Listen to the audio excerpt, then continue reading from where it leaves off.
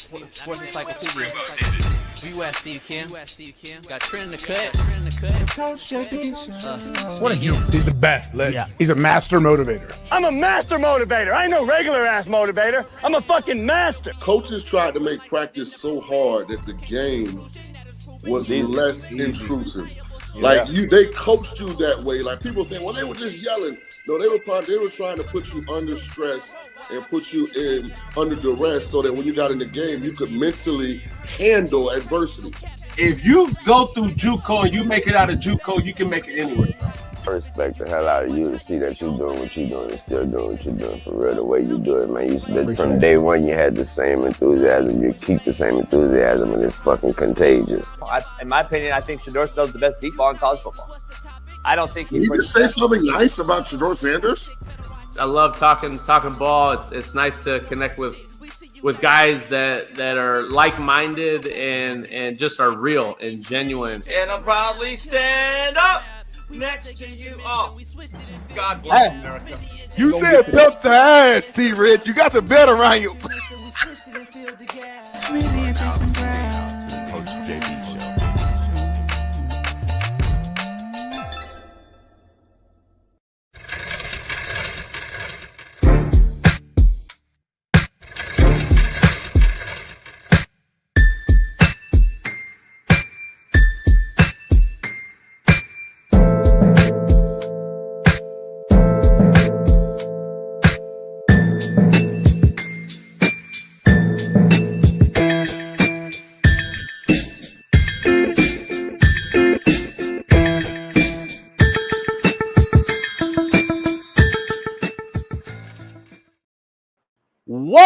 What up, man? We're in the building. It is Rise and Shine. Work boot Wednesday. Tie on your hard hats and your work boots and pull them up, snug them in. It is time to go. It's work day. We got a lot to discuss. Noel Mazzoni joins us. Coach Gio joins us. We appreciate him having us yesterday for Devin Dampierre, quarterback extraordinaire, who will be transferring to Utah. He was on yesterday's show if you missed him. Pound that like, man. We got a lot to discuss today. Michael Penix been named the starter in Atlanta. We're going to dive into that. Plus, God damn, the NFL or the NBA and the NFL, man, are steady declining right now with viewership. We're going to dive into that a little bit. But we got a lot to discuss here. It is Work Boot Wednesday. And make sure that you tie up your work boots because we're going to keep it real on the realest show on planet Earth, brought to you by BetUS. Head on over to BetUS today. Use my promo code CoachJB and get you 150% bonus on your first deposit. But before we dive into this, I want to lead into this show with Michael Penix Jr. getting the nod, as we would say in baseball.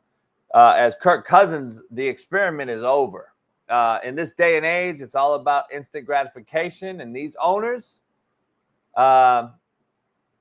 taking corporate money from corporate sponsors in major media markets, such as Atlanta, was ultimately going to be the demise of Kirk Cousins, the old white, slow, stiff, injured quarterback.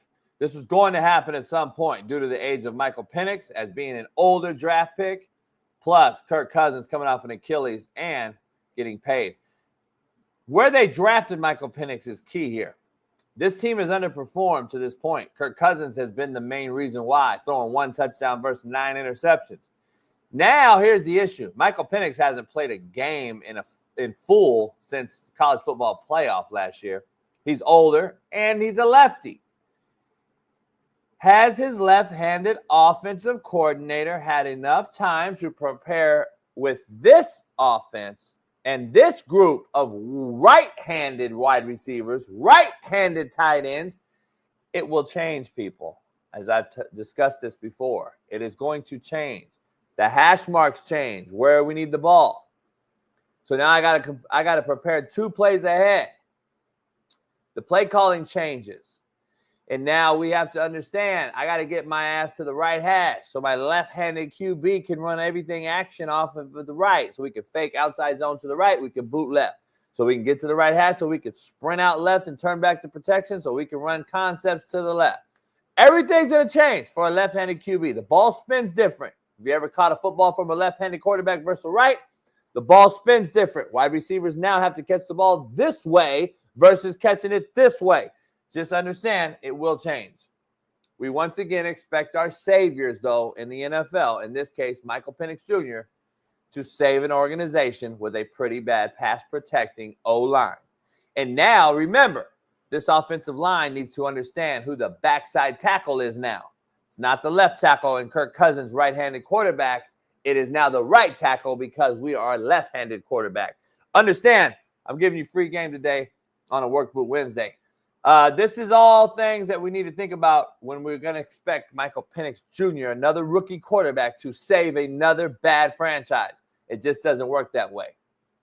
The question I have, though, is what is next for Kirk Cousins?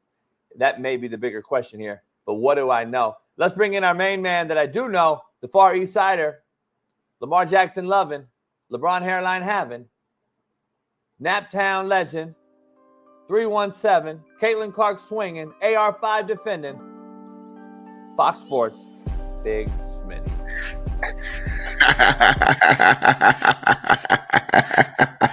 What's going on, y'all, man? We here live, man, on a Wednesday, man, middle of the week, feeling good, feeling great. JB got the all black on once again.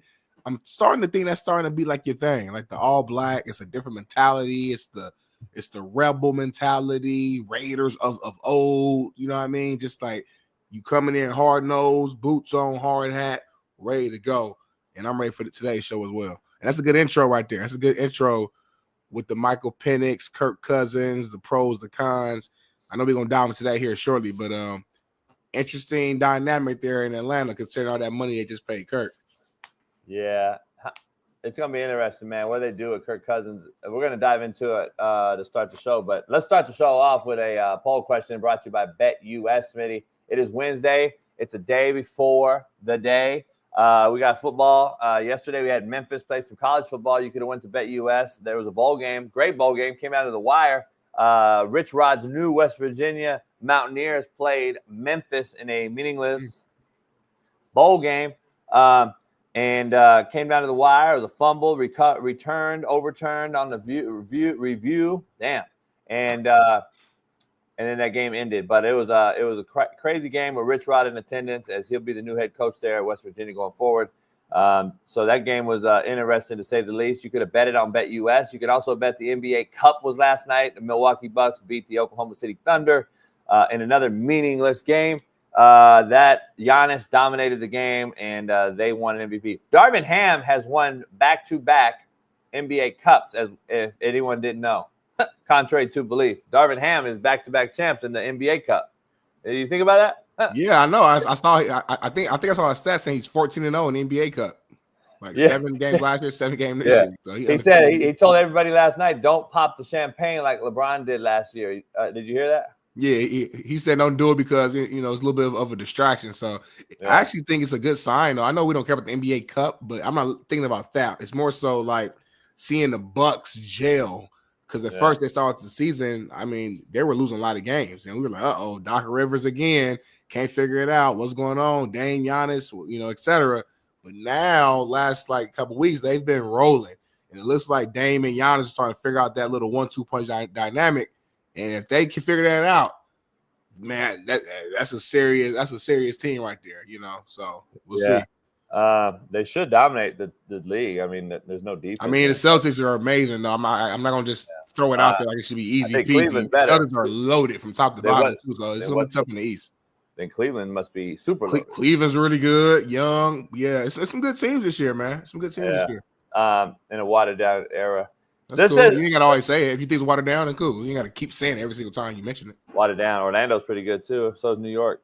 Well, Atlanta got injuries though. Their 2 best players got hurt, so they're fighting. They play hard, but without their main guys, they won't be anything. Serious teams out east: Celtics, Bucks, Cavs. I'll put Knicks in there. Karl Anthony Towns have been playing on a mission since he got traded from the Timberwolves to the Knicks. So about 4 teams seriously out there. Keep Orlando in there. Keep Orlando in there because I said it. No, I'm not. We'll keep Orlando in there. Quote of the day, Smitty, brought to you by BetUS. You can bet all things NFL this weekend as well. Plus, college football playoff starts Friday and Saturday. Plus, we got NFL games on Saturday, Smitty. Plus, we got Thursday night game tomorrow. Pound that like, subscribe. Head on over to BetUS. Smitty, quote of the day. Be careful how far you push me away. I may end up liking it there. Say it one more time. You didn't say it with the right pizzazz, energy, swagger, loudness. You kind of stuttered a little bit, and then the tone was low. You didn't believe it. So say it one more time, please. Thank you. Quote of the day brought to you by BetUS. Be careful how far you push me away. I may end up liking it there. Come on now, because that's actually a good quote. So that's why you had to deliver it the right way. You know what I mean? I like that. Come on, friends, family, push me away. I might get comfortable over there. I might not come back. I might delete that number. I might ignore that call. Yeah, I did that. I actually did that. You literally did that. That's where I'm at now. Yeah. Like, I don't know, and I'm not getting your personal business. I don't know any family members who you actually like talk to. I meant like your mom, of course. Don't have none. Your mom, your brother every now and then. But other than that, again, I'm not at your house every day, so I don't know what you do Monday through Friday, whatever. But I'm like, you the only person I know who don't talk to nobody. Yeah, do the same thing that you see when I'm around you. Nothing. Nothing. I do the same shit.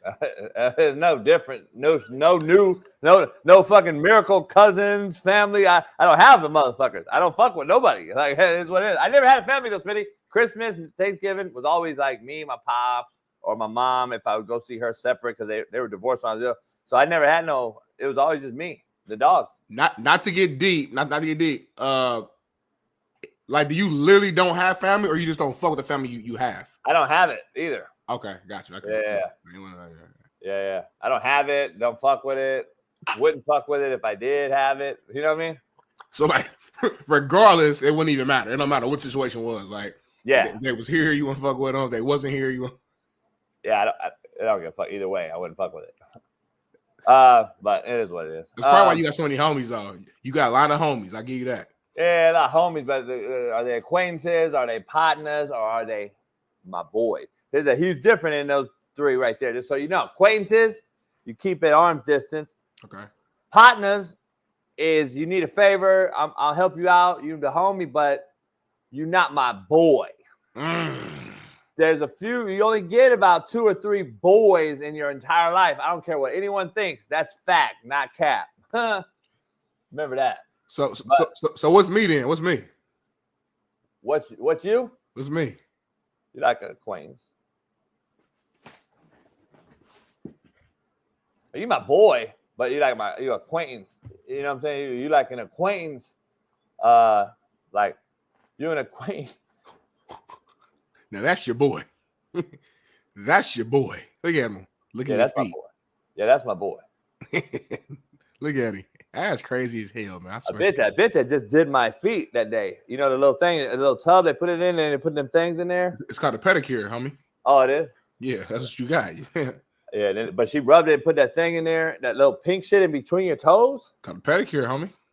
Man, that's weird. I felt good then. It felt good, Loki, then. Nah, not really. I kind of felt like GAY a little bit. No, it kind of felt. You got to think. You got a woman massaging your feet, bro. That's really what it is. I get all that. I get all that. Well, that'd be the only person that would rub. Only gender. Duh, like, that ain't even an option. Hey, T's and P's. Shout out to another senseless shooting, man. In all seriousness, another senseless shooting at a school 2 days ago by another made-up human, man. Went in there and shot up a school. I think, what are they call it? Belived or whatever. You guys fucking get soft shit. Anyway, we're going to say laid down 3 people, man, and they will not be back on this earth, unfortunately. Some school, I forgot the name, in Wisconsin. Wisconsin, right? Yeah. What was the school name? Forgot. But another fucking weirdo made-up human, man. Crazy. Female, too, by the way, homie, who flipped the other way and then became a man in the mentals, apparently. Really? I heard about the shooting. I didn't know the details of who and all that stuff. Yeah, made-up human. Like you said, man, prayers up to the families, the parents of those kids. No parent wants to see that kid leave before them. That's a different type of pain, man. So yeah. It wasn't made up human. It wasn't made up human, sports guy. It was a girl by nature acting as a boy. So, yeah, it was a made-up human. Respectively, you can shut the fuck up. I know for a fact because there's somebody on that campus that I knew that wasn't there that day when the shooting happened. So I was supposed to bring it up yesterday. I forgot. Let's dive into it, Smitty. Contrary to belief, brought to you by Prize Picks. Head on over to Prize Picks. Use the promo code CoachJB. And Smitty, life is a beautiful lie, and death is a painful truth. That's like a rap verse. Belief. It's like a rap verse. To belief. I am a rapper.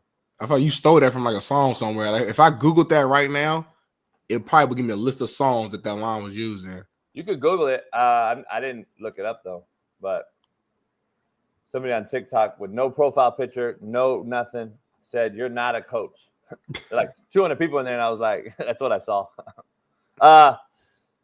Poll question, Smitty. Let's get right into it. That is the first thing on the bench or on the docket. What is next for Kirk Cousins? That is the poll question that I led in with my eloquent, so beautiful lead into the show that Michael Penix has now replaced Kirk Cousins. What is next for Kirk Cousins is my question to you.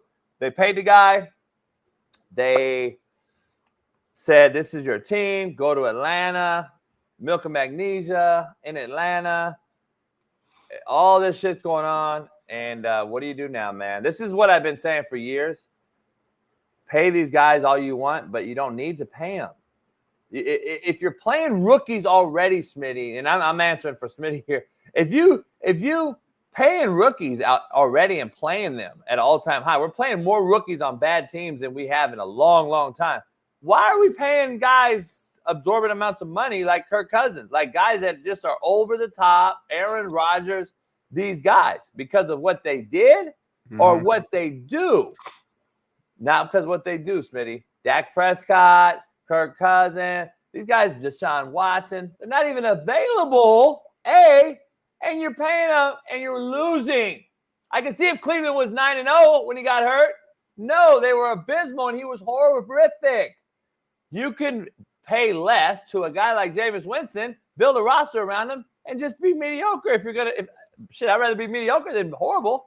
But anyway, what do we do next with Kirk Cousins, man? Yeah, but I got to respond to that, and then I'll answer the question. I mean, the thing is, GMs and teams don't know that their quarterback is going to be bad after they pay him. Like they didn't know that Kirk Cousins was going to end up being this Kirk Cousins, because if you remember at the beginning of the season, the Atlanta Falcons was rolling. They were 6-3. Kirk Cousins was ranked top 4 in both passing yards and passing touchdowns during those first 9 games. And then after that, all hell broke loose. You know, they went on a 4-game losing stretch in which he threw 8 interceptions and no touchdowns. I think he was the first time this has happened in a 4-game span since Brett Favre did it in 2005. He broke that, streak, so to speak, on Monday night, threw 1 touchdown, but added another pick. He leads the league right now, I think, with 16 interceptions across the NFL. So I think at this point, Coach Morse is like, hey, I mean, we gave Kirk a chance. He tried defending him. Even I saw something like he made like a little joke towards Dan Orlovsky at the halftime during the game, saying, hey, Kirk Cousins threw a touchdown. I'm glad he did, so he could shut up Dan Orlovsky. You know what I'm saying? So he tried to defend his quarterback. I don't think he wanted to make this move this early, but at the end of the day, I mean, the team morale is probably going down. You see, the offense can't score. Yeah, they beat the Raiders, but they beat them 15-9. That's one of the worst teams, if not the worst team in the league, and you barely won that game. So I think you have to make a move just for the locker room, for just the fan base, and to see like what you got. You know what I'm saying? Michael Penix Jr. is a top pick that you got this year. We saw him in a glimpse in the preseason earlier this year, show some flashes and kind of see what he's capable of and what he can do. And now he's been kind of sitting down, watching, learning for damn near a full season in essence, right? Now he comes in kind of how like Lamar Jackson did his rookie year, came in late, and now you're hoping that he can be like that spark that can get Atlanta Falcons rolling on these last few games and see if they got a chance to try to make a playoff run. I know right now the Bucs look good. I think the Bucs is leading that NFC South division, but I think the Falcons still are in the mix. They have a small percentage chance of going in there and possibly winning the division and trying to get a spot in the playoffs. It's slim, but it's like, hey, let's see what we got, man. So Kirk Cousins, man, he's a guy that I've supported. I still like Kirk Cousins, But it's like at this point, you know what you're going to get. He's gonna have some extremely high highs and get you excited and make you believe. He's gonna have some really low lows, and typically those lows happen on the biggest stages and the biggest moments. So, what's next for him? I mean, he signed a 4-year, $180 million contract with over, I think, $100 million in guarantees. But he does have a tradable contract, meaning that 62.5 of that has already been pretty much paid this year. So basically, got paid $62.5 million for 14 games. So next year, he's only on the books as far as guarantees for $27.5 million. So that's a very tradable contract in today's era. So I do think that we've seen the last of Kirk Cousins in the Atlanta Falcons uniform, and it sucks because I know that before the season, I know he would. You would have asked him, he probably wanted to retire a Falcon. His family, his in-law, I think is from Atlanta or from Georgia, if I'm not mistaken. I know his wife is from there. She got family out there, big Falcons fans. He probably wanted to retire a Atlanta Falcon, but I think the writing's on the wall. I mean, Raheem Moore's statement literally said that Michael Penix Jr. is going to be the starter moving forward, was the term he used. So when I hear moving forward, I'm thinking long term, this is it. This is our guy. So I think it's a wrap for Kirk. It's a wrap, and he's just got there. So, first of all, here's the issue. What has he done? What has he actually done? He's done nothing. He's done nothing. He hasn't won big-time playoff game. He hasn't been some sort of big-time ball spinner that we're always dependent upon, and he flashes us with oohs and ahs. He's over the hill 40-year-old who's coming off a major injury, and we expected him to be different than this. That is the problem I have. That is the GM, coach, administration in the upper echelon of these NFL franchises who continue to bundle quarterback salaries together and expect them to fucking be good. They're not. They're Dak Prescott, Kirk Cousins, Deshaun Watson. We've seen him over and over and over and over fail miserably. What did we really expect from a 40-year-old with Achilles coming off an Achilles tear, dog? Look, I've never been a Kirk Cousins guy. I said that him and Dak are the same guy to me. They're the same guy to me. Both overpaid and under-deliverers. Both. Exact same guy. Overpaid, under-deliverers. I would have never paid this guy the money. I think Dak's a hair better, but yeah, they're pretty much in the same bubble. Yeah, I wouldn't have paid this guy to go to Atlanta. Not right now. To me, you got all this offensive weaponry, and if you look at the Atlanta Falcons versus the Raiders game the other day, the Raiders had zero talent on offense. The Atlanta Falcons have a shit ton. Bijan.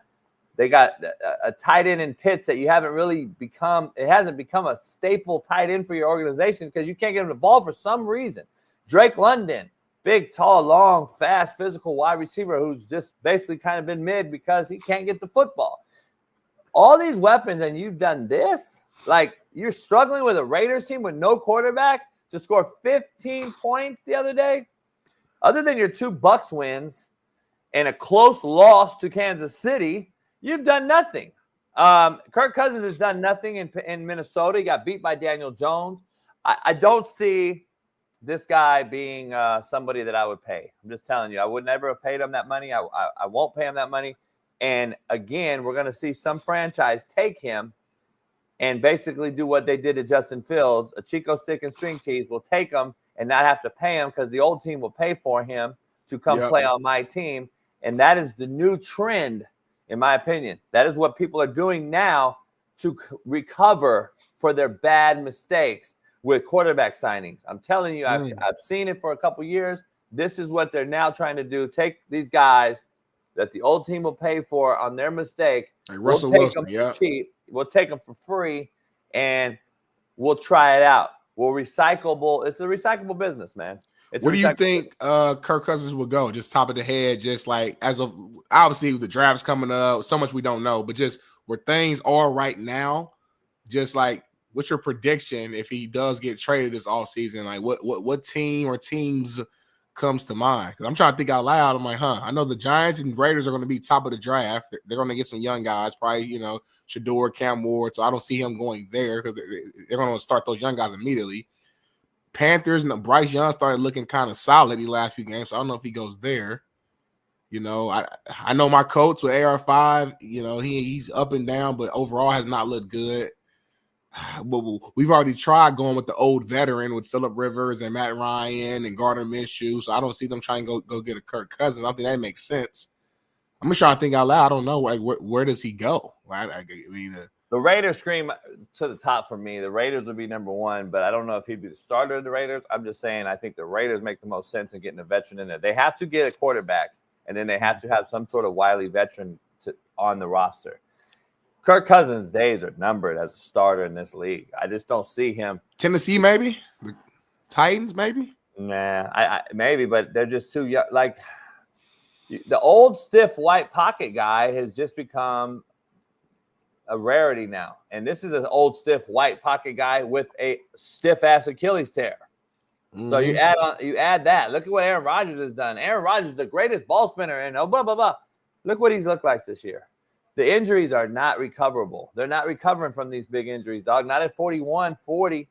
Not these guys. I don't know, man. He don't care, though. Money's guaranteed. It's in the bank. Hey, Kirk know how to get paid, though. Kirk always get paid. I think, I don't have the list, but his agent. I'm pretty sure he's like a top 10 all-timer in terms of money. NFL salary money. Because he always gets a big his agent. I can see him in a place like Frisco. I can see him in a place like Frisco because it makes sense. If they keep Kyle Shanahan, that makes sense. West Coast offense. Don't require the QB to do too much other than boot and waggle. He can do that probably, but I don't even still. He's not going to do what Purdy does. Purdy's a much better athlete and younger, but he can at least get on the edge, throw some half-naked stuff. I don't know. He's a pocket guy, presence in the locker room. I can see that's a scenario. What happens? I don't know. It's crazy, but what happens in Minnesota if you need to sign another veteran quarterback to back up J.J. McCarthy, if that's truly the way that the Vikings go and ship Sam Darnold? If you ship Sam Darnold because he's going to be a free agent, he got to go back to the Niners then, if that's the case. We don't know what's going to happen, man. And then do you go to if you're Sam Darnold, though, do you want to go back to a rebuild or a bad franchise after you just showed the world in a good system and under some tutelage with a culture and a consistent base, I can do what I did. Which is why I say go back to the Niners, because I mean we could say they're in the rebuild and maybe certain pieces.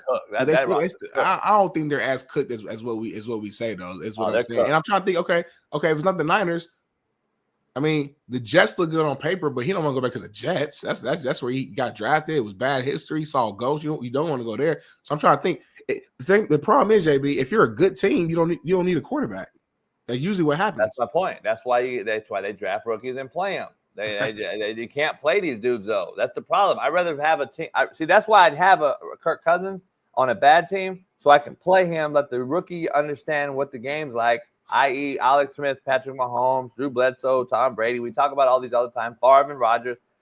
Do that even on a bad team, and then let the guys see it, use osmosis as a teaching tool, and get your feet wet, hands dirty, experience-based, tangible items I can touch at practice, knowing, okay, here's Kirk Cousins teaching me in the office every day. This is this, this, and this, and this.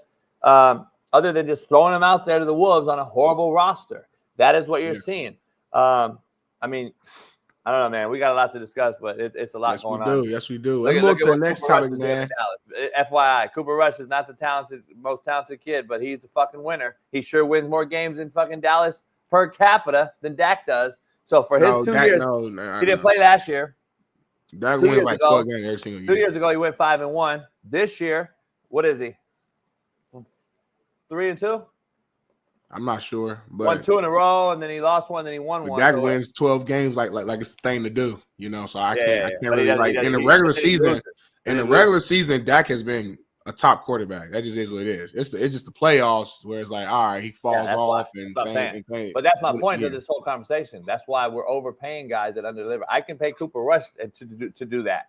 Do you not get my point? I can pay Cooper Rush nothing to do the exact same thing as Dak does. Win in the regular season, lose in the playoff. I just don't, and I like Cooper Rush. I just don't know if he started for an entire 17-game season if the Cowboys would legit be like a 13-4, 12. I don't see that. Let me tell this. I see them being like a 9-8, like a solid. Well, I know you do, but you're looking at this roster. I'm looking at a roster with another big time wideout, another offensive lineman, and another big time running back because I didn't have to pay Dak Prescott all this money. I now have Cooper Rush, and I have a much better wideout core because I got another big time wideout, another tight end, and 2 other running backs. And now I can get better on defense. And now I can win the same games that Dak does in the regular season and then lose in the first round and get paid absolutely nothing. This has been my point for years now.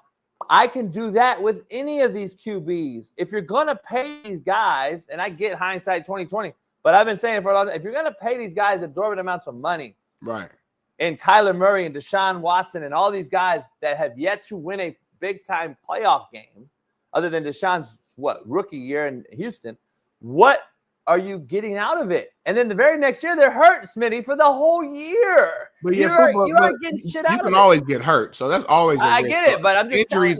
I can't really. That's what. But it goes back to my point. Everybody get hurt. I get the injuries come with it, but we're paying these guys this crazy money, and they haven't proven anything to me.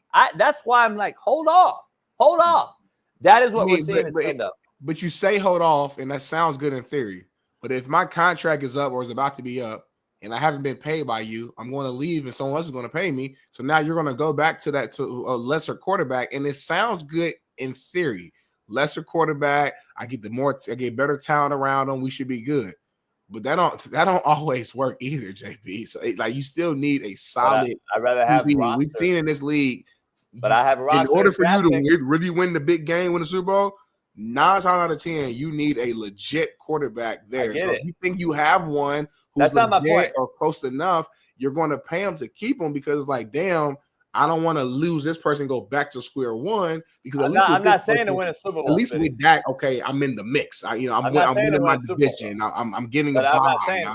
Like you're in the mix. You know what I'm saying? Yeah. Like it's not like the Cowboys. It's been a long time now, but you guys remember the catch. Right, like these guys were a play away from being the NFC Championship game. And that was a long time ago. I'm just bringing it up as an example to just say it's not like these guys don't have are just 100% incapable. So when you have a guy, who's Kyler Murray, for example, the Daks, these guys aren't the best quarterbacks in the world. They're not Mahomes, they're not Burrow, they're not Allen, they're not Lamar, but there's some good quarterbacks. You understand that, hey, it's slim pickings at this position. I can't just not pay the guy because they're not the number one guy in the league. If I have a solid quarterback, I got to maintain what I got because at bare minimum as a franchise, you want to be respected. You want to go out there and be like, all right, we're in the playoffs. We can win 10, 11, 12 games. And if you make the playoffs, you have a chance. And that's all you want to ask for is a chance. Because a lot of times, if you trade these big-time quarterbacks or go with the backup, you go from being a 10, 11 game a season winner to winning 6 games. And it's like,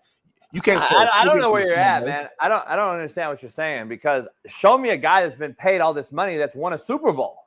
My point is really relevant right now, and it really makes a lot of sense. I have yet to see a guy get paid big money besides Patrick Mahomes, who signed a deal that's on a extended long contract deal. Still got $500 million. I don't care what's standard or not. It's a $500 million. But other than him, name me a quarterback that's been paid. Kyler Murray, Lamar Jackson, Josh Allen. Well, Mahomes. I can argue my point though. Sam Darnold is on a Chico stick and string cheese, homie. Guess what the Vikings are? Matthew Stafford got paid. Vikings are 11-2 with a guy with a string cheese and fucking a Chico stick. Guess what the Steelers are? What are the Steelers right now? They got 2 guys with string cheese and Chico sticks, and they're 11-3. Is probably a future Hall of Famer. Probably he's just in that. This is a 1 year thing. If they want to keep him, they're going to have to pay him next year. Listen, that's my point. This is my point, though. Vikings are 12-2. My bad. My point is, if you try the model, at least, that I've been saying for 3 years on this show, which the Vikings have finally done, the Steelers are doing right now. Those are 2 of the most successful teams this year. Jordan Love signed this year, got hurt early, been playing pretty good. Josh Allen's an anomaly freak, but he hasn't won the big one. Joe Burrow at least went to the Super Bowl, but again, he's injury prone as hell. So what my point is in this model is, it's not that I'm saying it's a fucking, model from the Oakland A's and Moneyball. I'm not saying this is a Moneyball scenario that I'm creating here. All I'm saying is that if you're going to lose in the playoffs anyway. You might And as your well go with roster's somebody not cheap. good enough. And your roster's not quite good enough. Why are we paying guys that have yet to prove they can win a big playoff game? That is my whole point. I would rather get better, few years building a roster, and then going after a quarterback like Sam Darnold, who's a little bit older, who I don't have to pay a $200 million to, and borrow him for a year to win a Super Bowl, similar to the Rams borrowing, yet they paid him, borrowed Sam Darnold. They borrowed Stafford from Detroit in a trade for 1 year to win it all. Now, they paid him. Yeah, but that's different, though. No, I get it. Yeah, that's different. That's my point is, we had this loaded roster. I got to go get me a big-time ball spinner to go with it. But it took them 4 years to make that roster happen. It's not going to just happen, roster and QB. The Niners have tried it, and it's imploded in front of our very eyes. They tried all this whole thing. Well, exactly. To your point, though, yeah, the Niners literally have done your model. They've never tried to get a big time quarterback. They tried they had Jimmy G, not a big time quarterback. But they paid Jimmy G. Not a big time quarterback. Neither one of these guys were. Well, I think Jimmy got paid during his era at first, and then immediately went down. Jimmy G's another one, by the way, homie, that's got a lot of money, stolen a lot of money in this league. So I'm just throwing that out there. Brock Purdy ain't been paid, and they tried your model. I mean, the Niners before this season, we thought were one of the most loaded rosters. They got there, they got close, but to your point, they haven't been paid. So I mean, they haven't won. Excuse me. So listen, I get what you're saying. All I'm saying is it's extremely hard to win a Super Bowl. And that's why I always say that, every time we have this conversation. So, like, if the conversation is you either win me a Super Bowl or and you get paid, or you don't win a Super Bowl and you won't get paid, then I just think that is not realistic, because it's so much business behind a franchise to where, like, okay, we still want to sell tickets. You know what I'm saying? We still want to get butts and seats. There's a business side of this too, to where, like, I don't want my organization to just be shitty and have a very mid quarterback. No, I want to. If I got a chance to pay to have a potential star quarterback who can, again, using Josh Allen, they haven't won it yet, but you cannot tell me that you couldn't see Josh Allen win a Super Bowl. Like, you couldn't see Lamar win a Super Bowl. You couldn't see Joe Burrow win a Super Bowl. Like, these are guys that, like, all right, but before Peyton Manning won, he kept losing to the Patriots and play. But, like, we knew, like, Peyton Manning is one of them ones. Like, he can win it, and he did it. It took a long time, but he did it. So I'm saying, when you have a quarterback, like that, who's a top guy, very talented, hell yeah, you're going to invest in him, and you're going to try to build around him, because you're just paying for the opportunity to win. There's no guarantees in football. Just like ain't no guarantees in life. You know that, homie.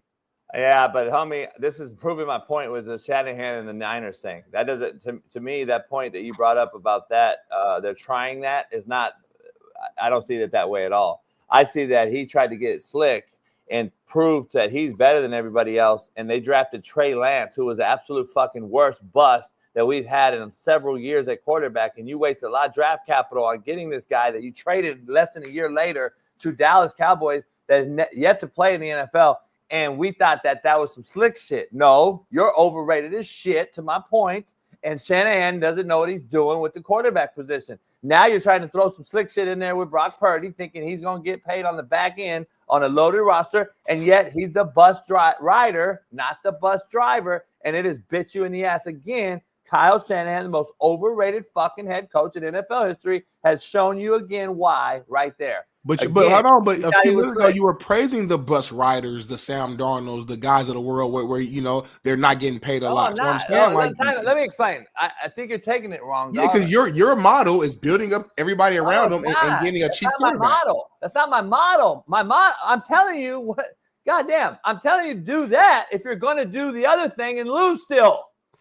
What is the difference? Build a roster for 4 years with a mediocre ass QB you don't got to pay. Is my point. We're paying guys money that we don't need to, that are still losing me games in the first round or not even making it. So why not do it with Cooper Rush? Why not do it with Cooper Rush? You're basically saying just sacrifice 4 or 5 seasons just to build. Oh, the Rams done it. Right. Smitty, seriously, how many Super Bowls are you you think realistically you can win? The Rams held out to win one.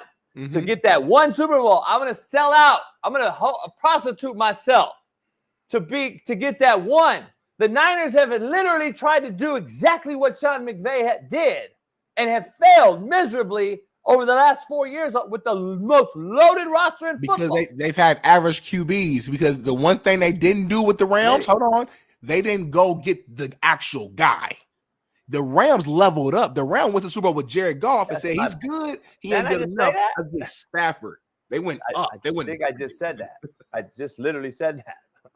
Yeah. After 4 years, Smitty, after 4 years, the Rams got a roster and they created a roster. And then they went out and traded for Matthew Stafford to win it all. The Niners have had this roster. They drafted a rookie at QB, Mr. Irrelevant. They went out and wasted a pick on Trey Lance thinking he was going to be the hero, and yet don't have it because the roster is here. The QB's mid, and then they got old and decrepit and injured.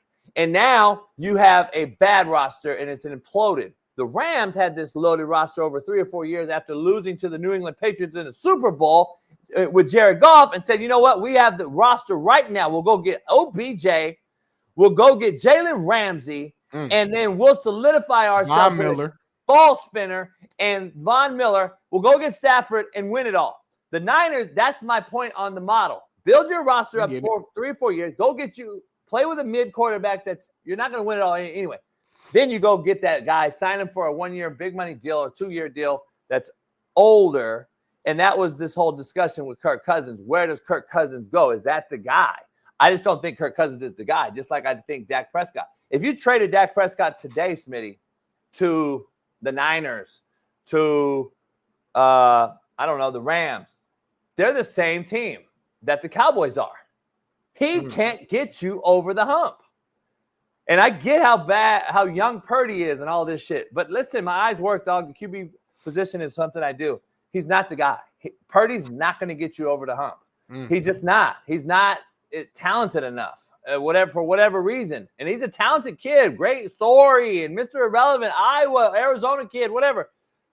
He's not talented enough. He either don't have the it factor where the talent resides, or you don't have the talent where the it factor is needed. Man,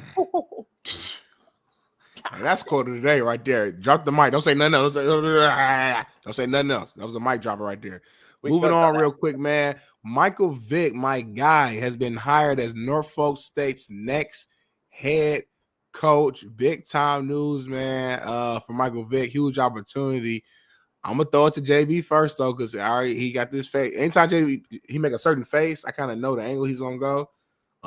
Norfolk State was 4-8 overall this year, 2-3 in the conference. So definitely some work needs to be done there. But JB, man, what's your thoughts here on Mike Vick's hire? Overall thoughts? A joke. Damn, that's a crazy thing to say. Yeah, I should have went first. It's a joke. I should have went first.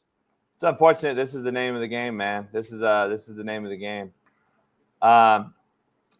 Eddie George took it, and I helped Eddie George start his career off as a coach. And that wasn't a joke, was it? At the beginning, it was, and I said it, and that's my friend. But hold on, but it's not a joke now. He's decided to put all his other jobs aside though, and say, all right, I got to do this. Okay. And so, in the beginning though, he was a figurehead, and he was the face of a program. They fired a good coach, actually, and then hired Eddie. Dion has basically set the standard and paved the way for more of this to come. It's coming down the pike. This is going to be, Ray Lewis will be next. There'll be guys. I'm not against the players coaching. No question about it. I'm not against it. But I'm against the guys that have never coached and then are going to take my babies from my school. Let's say I'm at a JUCO or a high school coaching and I'm getting kids recruited. I'm gonna have a problem sending them to a guy that's never coached Pop Warner. I just am. I don't care if you're Michael Vick. It's not a popularity contest when I send my players, Smitty, my kids, to a program. It's not about popularity. I love you as a player, but you've never coached. This is the same thing about JJ Redick. You just get thrown into the fire. Smitty's on the other side where, you got to get his feet wet. Well, he wouldn't get his feet wet unless he was who he is. He would have to go through the process. He earned that. He would have to go through the process and learn how to, grad assistant, be assistant coach. So now these guys are circumventing the process, and that is what they're doing. And I just think it's a slap in the face to the coaching profession for all the guys that have grinded and worked their way up, only to get right to the cliff's end. And then they say, you know what, you weren't good enough, dog. We hired Michael Vick. You like hired Michael Vick? He's never coached. I've been doing this for how long? And then boom, that guy right there has basically been pawned out. That guy will get hired somewhere else. He'll get another opportunity. If he's that good, another team will give him opportunity. That's 1,000 schools out there in the world. That's not the truth. That's not the truth. And it's crazy how easily you dismiss the fact of everything I just said, and you just dismiss it for like this. I didn't dismiss everything you said. That was one thing. If this is okay to do, and you do it in every other business in the world, we'd be failing economically worldwide. If this we do it all the time, actually, in business. Honestly, not really. All the time, people get moved up and hired for you hire a guy that has experience because of whatever. But you hire a guy that has experience to walk you through the process. You don't just hire the guy that's never done it. You hire a guy. And he's gonna have legit coaches around him. Who's he gonna get at Norfolk? Going to help walk him through the process. That's what's gonna happen. What legitimate coaches is he gonna hire at Norfolk? We'll see. I don't know yet. We have to wait. You don't know. I don't know. Like we literally don't know. What legitimate coaches are you going to get? We didn't know what coaches Deion was going to hire at Jackson State, but we had to wait and see. You know, and then it worked out. He didn't hire very many. He didn't hire. He couldn't get them. He couldn't get them. Eddie George. You say Eddie George was a joke at first, but now he ain't a joke because he built that program. He made decisions. He got better. Okay, cool. But so look where they're at. I'm not saying you're acting like they're at fucking Alabama. Yeah, no. Yeah. You can't get guys good enough, quality enough. You're not going to steal the Alabama D coordinator to go to fucking Norfolk because you're Michael Vick. It just ain't going to happen. So my point is, you're getting a figurehead of a program, and you got to go get some coaches that know what they're doing. The problem is, what coaches are you going to get that are going to be quality enough to teach you, Michael Vick, how to be the head coach? I like Michael Vick a lot. I love his story. I love everything about him. I don't know how these guys continue to be hired when they've yet to get their feet wet whatsoever. And it's not about the coaching part, Smitty. Like, let me be clear. It's not like Michael Vick doesn't know football or whatever. He might know more football than anybody. We don't know that yet. The problem I have is that the other side of it, like the kids and the positioning of them, where I put them, how I put them, where I move them, how do I move them, the creation of a culture and an organization within that allow these babies that I'm recruiting and telling parents that I'm going to take care of them. You don't know how to take care of them yet, dog. That's the problem. You don't know how. You can say you think you do, but you don't. But maybe he does, though. You can't, Smitty. You have never done it. So in your head, you're saying the only way for a guy to understand that is to literally they have to go through the assistant, the GA, the position coach. You can't. So you playing football your entire life, being one of those babies, being in the locker room as a man, being $100 million quarterback at the high level, like being a part of the game at the high level, not just being a part of being a quarterback, which obviously you were, to where you guys are typically the smart people on the field because you have to be. You have to know so much.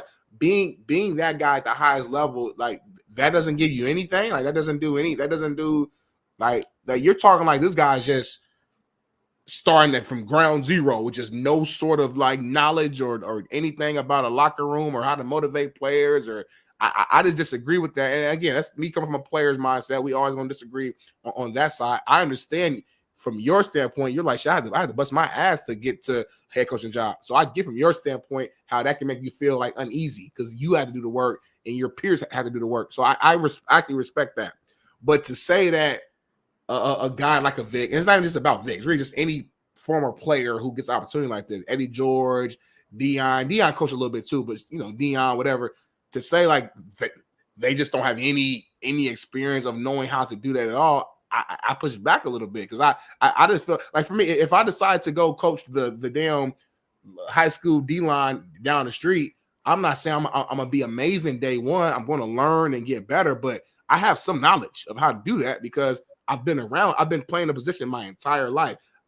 I've learned from my coaches while I was a player of how to coach because of my coaches. Dude, I would listen to some guys that play your position, especially played the same position as you, and then went into the coaching world. It's not the same, dog. It's just not. And I have a a ton of peers too who played and went to coaching as well. It's not just you or the chat. Yeah. I'm not even going to yell over it because it's not even worth it. The problem is we think that players are good coaches. They're not. And I'm not even talking about regular players. I'm not even talking about good players. I'm talking about regular players. Regular football players that just had didn't even go on after their career ended in college, just ended it. They struggle at coaching. The real good players are even worse at it. And I just don't understand how you are okay with him just popping up over all these guys that have been grinding their whole time trying to do this thing professionally for the kids for 20 years. And then Michael Vick comes along, takes the job. We're never going to agree on that because I've been in this thing for 35, 45 years. Mm-hmm. And that's the problem I have. We are in the mindset now that a face can understand instantly how to navigate a full staff, how to graduate guys and move them on. And then if we say it's not about education, which it isn't, then now all of a sudden that face is supposed to just be the attractor to a collective. That is what you should say in this whole thing, not anything else. That doesn't dismiss the fact that our guys are still getting passed over, that have been grinding through this thing, doing it the way that we're supposed to do it. Or let me say the way we've been told that it's supposed to be. Yep. Because you got a GA, you got to start at the ground, work your way up. You don't just get thrown at the top of a corporation, dog, without ever putting in the blood, sweat, and tears, because your assistants will never look at you the same. You're never going to get full buy-in from your assistants who have been bleeding, sweating, and crying in this thing from the ground up. They can coach somewhere else then. You're going to go but Smitty, you're going to do that everywhere in the country? No, I'm saying if you're not going to shit on every young brother out there who's grinding, who's trying to do I don't believe every young brother. I think some brothers going to be appreciative that they got the opportunity to be the D coordinator. You understand that? They don't just get the jobs don't fall off trees. All the emotions, put that out to the side. Right? Men, you're getting paid to do a job. Do it at a high level. You are naive as shit thinking these jobs fall off trees, homie. These jobs just ain't fucking falling off trees, homie. These are fucking very, very far and few between. 1%ers get these jobs, homie. Right, You're acting as if it's just go to the next job. You'll get it. No, go to the next place. No. I'm saying why? Homie, it's ridiculous, bro. To your point, jobs don't fall off trees. So if I'm blessed with opportunity to be the D coordinator or the D-line coach or the O-line coach for Michael Vick, don't fuck his journey. Worry about me. I'm here now. I have an opportunity to prove myself. I have an opportunity to put myself in position for my next job, because what I do here will help position me for my next job. I don't care who the head guy is. It's not just about Michael Vick. So maybe I'm jealous because of his route was different than my route. Okay, so be it. You here now, you're getting paid to do a job for these kids, do it at an extremely high level, and then you'll continue to grow and move forward. Point blank period. I love how you just nonchalantly do it at an extremely high level. Hey, Michael Vick, do it at an extremely high level. Learn how to coach instantly overnight. Learn how to manage a staff, recruit, and do everything at a high level, and everything's good. Praise Lord to Jesus. My thing is this, JB. Like, life ain't fair. Everybody don't have. I'm not talking about fair. I'm not talking about fair. The route for regular people. The route for regular people is right. You got to be a GA, assistant. That doesn't do it fair though. Fucking Michael Vick ain't about to be a GA at fucking Virginia Tech. This has nothing to do with fair, though. GA. Ray Lewis gonna be a GA. Peyton Manning, if he wanted to coach, ain't gonna go be a GA and go the same route JB did. He's not JB. He's not. And it's not about you. He's not Darnell. He's not a regular everyday person. So when you're not a regular everyday person, there are advantages. All famous people, pro athletes, anybody at that high level, they don't go the regular route in anything. Did Warren Sapp GA on me? Did Warren Sapp GA? Did Jason Taylor GA in Miami? Did these guys GA? There are big name guys that would GA if they really want to do it the right way. You keep putting these dudes on a pedestal that not head coaches. Homie, come on, huh? The examples you threw out were not guys who took over as head coaches. These are guys who wanted to be position coaches. Cool, whatever. Go your route. And that's my point. You could throw out a couple names. That's fine. That's what we want, though. There's always names in any category we throw at. But I'm saying if I'm Michael marketing, homie. If I'm Michael Vick and a school wants to hire me as their head coach, we're not marketing here. I'm going to turn it down because are we running a marketing organization? Are you running a marketing campaign, or are you coaching kids in football? Like, I'm trying to figure out. This ain't a marketing campaign, homie. It's college football. I got to manage the staff. I got to manage the budget. I got to manage travel. I got to manage the schedule. I got to get kids in. I got to get them in. I got to retain kids. I got to graduate them. I got to move on. I got to manage my offensive coordinator who's an egotistical maniac. I got to manage my defensive coordinator who's the next player because that's all I can find in Norfolk State because we can't pay enough quality guys. So I got to go get an next player who has money that can come in and do exactly what I'm doing, I'm trying to do. And then that is what you're saying. You're just skipping over everybody. That's my point. So let's say so Norfolk State went 4-8 this year. So let's say next year they go 7-5 and improve. What are you gonna say? Smitty, we're talking about Norfolk State. Exactly. So that's not right there. So exactly. So number one, that's the number one thing. Like, okay, Norfolk State's not a big deal. Let's be real, respectfully. When the last time they been good? I have no idea. You probably know more than me. I have no idea when the last time Norfolk State has been legit in their division or anything in football. Period. So that's the biggest thing. It's not like Mike Vick just got hired at Alabama. At Georgia, it's not like he just got hired at some big time program as the head coach and skipped over, Sarkisian and all like legit like guys who did like no, he's at Norfolk State.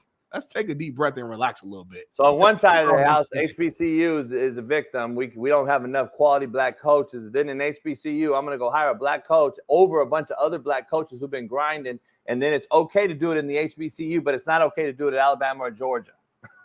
No, the thinking is asinine, homie. Well, Coach Fred will be on today. We'll talk about this. I didn't say it wouldn't be okay. What I'm saying is we're making a big fuss as if like you're not getting my point, homie. Program and like you don't get my point. Oh my God, like he took. Nah, you're not getting my point, dog. To your point is Norfolk State. It's going over your head, dog. He's going right over your head. I'm hiring a guy at HBCU so I can use Michael Vick as a stepping stone. Michael Vick is using another HBCU just like Deion did at Jackson State, just like Eddie's doing, to bounce out and go coach D1 somewhere. And I don't give a shit about and look at Jackson State. Hard-working HBCU coaches. And look at Jackson State. The guys that I know that have been grinding in the HBCU level, and then now you want to come out and talk shit about, not talk shit, but you want to come out and say, well, it's not Georgia, but it's HBCU, homie. This is what we defend every day on the show. You're using them as a stepping stone. The HBCU is just, you're a shit stop. I'm going to stop on you. Go on. I'm going to shit on you in 2 years. The MAC is a stepping stone. I'm going to shit on you in 2 years, go to Colorado. I'm going to shit on you in 2 years, go to Colorado. Come on, man. Yeah, Deion did that. And look at Jackson State. Hire a guy that wants to be and what did Deion do when he left? Hire a guy that wants to be at HBCU. And what happened? What did he do when he left? He said, I want this guy to be the next head coach. I want this guy to be a brother. And then they won the damn thing this year. The backlash? So Deion left Jackson State better than when it was when he got there. That's a fact. What backlash did he take? What is the backlash that he took? So what? People gonna always talk shit. You got backlash. So who cares? No. I'm talking about HBCU. All the folks that said, you talked about you was HBCU, Deion. That's what he said, right? It was people like me who understood the business and didn't give a fuck, and we knew he wouldn't be HBCU forever. There was another side of the ignorant people who don't know it, who was mad. It said that's life, JB. That doesn't validate anything. Like, people gonna always talking about this particular level of coaching. That's what we're saying. HBCU level is what. On one side, you'll say, this is what it's about, giving back, going over here and starting from scratch. The other side is, he's left in 2 years. He took a Power 5 school. He doesn't give a shit about HBCU. This is the problem we are facing here, why we're passing over my point of this whole conversation. We're passing over legitimate guys that have been grinding their whole life at the HBCU level, who's actually proven that we're actually just jumping over those guys, and then those guys will never get out. But a Michael Vick, who's never coached a down of any level, will just get in there, use them, kick them out, bounce, and he'll go be the head coach at Virginia Tech in 3 years. Teams want to win, though. At the end of the day, like my thing is Norfolk State. I don't know their coaching history, so I have no idea who their previous. We all want to win, Smitty. That has nothing to do with the point. To anybody specific, I have no idea who their former head coaches were at all. But to my knowledge, they have not been a winning team. They have not been a winning university on the football. Who don't want to win? And we've tried to give these qualified head coaches that you're talking about chance after chance. Smitty, we all want to win. We're not winning. At some we all want to win. Smitty, who don't want to win? Change. We got to see winning. If we don't see winning, people get fired, and then you got to try something else. It's like Smitty, who don't want to win though? Everybody wants to win. What are we talking about? It's results oriented, homie. It's not about who wants to win. I'm looking at we're 4-8. And there's So coaches. you can want. I want $1 billion. You're 4-8, homie. What- So at some point, they've been trying your model for a long time, and they've been failing. So at some point, we got to try some different shit. The definition of a saying is doing the same exact thing, expecting different results. You want them to keep on giving the guy who grinded his whole life the opportunity. Well, they keep losing. So we're gonna try something different. And if they lose with Michael Vick, maybe they'll try something else. You gotta try something different to We'll try talk to to a win. guy. We'll talk to a guy today that's in the HBCU level. I And know he's gonna agree with you, like he always does. I don't know. I agree on every single thing. Everybody you bring on the show agrees with you. I'm used to that. I'm gonna start bringing my own guests on the show. People agree with me too, and we're gonna make it like that. Everybody you agree is a JB fan. They agree with everything JB said. I know. Smitty Victim Day. Hey, Smitty's a victim, y'all. He can't handle it. He's sad today. Everyone agrees with me. I'm saying JB brings people in here who's like-minded with JB, which is fine. He don't bring. Trent always don't contrarians on agree the with me, show. by the way. Only contrarian he brings on the show is Matt McChesney. Everybody else is people who think exactly like Jason Brown, which is totally fine. I'm just saying. I know what to expect. I can handle mine. I've been handling for over a year. Hey, y'all, quick commercial break though. We gonna come. He a brother though. He a brother though. You got to win him over. homie. You a brother. I ain't got to win nobody. I'm win myself over. I'm gonna win God over. Oh, you a brother, homie. You got. I'm messing over that one, chat. I'm gonna win God over. I thought I was racist. Brothers don't fuck with me. I don't know who said that. Let's take a break, homie. We'll be back right after this.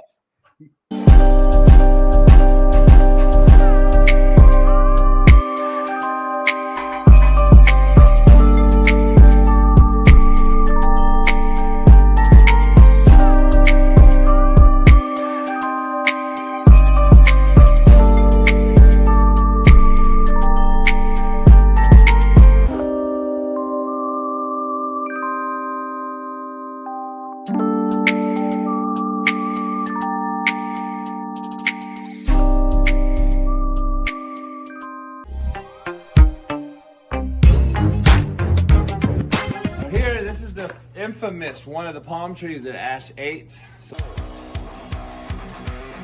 Can't fucking believe you. See this fucking belt? You see it? Who just eats a whole fucking palm tree, man? You guys are fucking shitting me. Just fucking unearthed the motherfucker. Ate the whole fucking thing. Like, who eats a whole fucking palm tree? Like, you fucking shitting me? Are you fucking shitting me? Now let's check now. Who did it? I'm gonna look at the fucking camera. Who fucking did it? Sit down. Sit down. Sit. Sit down. Now, do we understand each other? Excuse me. There is no more fucking up palm trees. I'm tired of spending all this money, and now I've created a whole fucking barricade for you. So I don't want to have to dig this bitch out. I'm fucking dead. I'm old, my back hurts, I'm fucking stiff as a porn dick. Come here, sit down. Sit down. Boy, if you don't sit your ass down. Now, you come over here with me. Come on. Here's what I had to do to fucking stop you. And I got a better, beautiful, bigger tree. So now we are shitting in tall grass, replanted it, bitch, soiled it up, put a little trellis in here, put a bunch of fucking stones, look like Stonehenge around this bitch.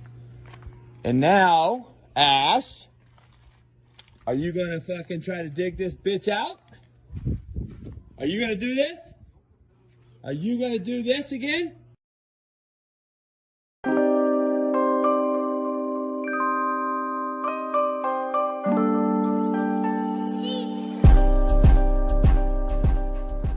Your friends Steve, Mina Kimes, and Kay Adams are being eyed for Netflix's Christmas doubleheader. I think you guys you guys might have talked about this on your show, if I'm not mistaken. Yeah, I mean, look, my view is this: Kay Adams is the host. Adams is okay. I like her. She all right. Mina, if she's the one that's going to be the analyst, I like how Steve did. Okay, Adam. I mean, okay, not okay, not all right. I mean, what's next for Mina? Is she going to be the head coach of the NFL? Or are they going to make her the JJ Redick? I believe you and Willard had a take on this. I think we got a. Is there a video or something? I think we got a video. The NFL has an Xmas package. I think 2 shows on Netflix.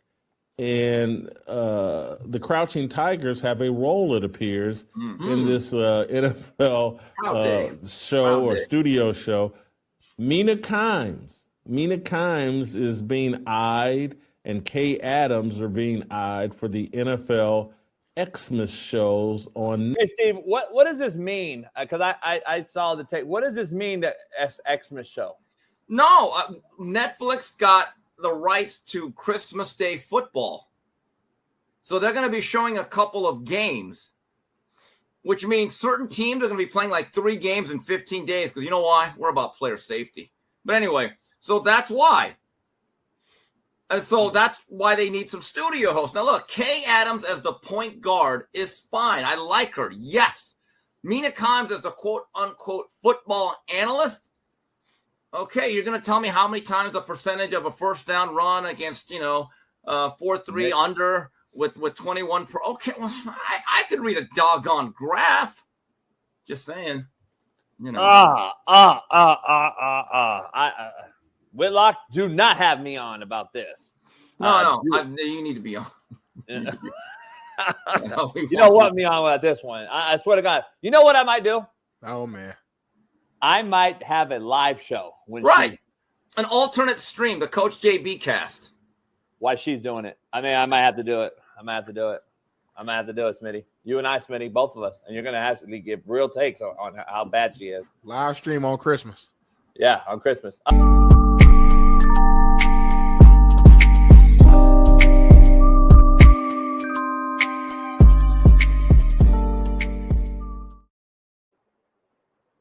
What up? We are back in the building, man. All you man cave enthusiasts, coaching enthusiasts, if you need a ticker like the one behind my head, go to skyboxsports.net. Get you a ticker. Use my promo code, Coach JB. You can get 96-inch. You can get 68-inch.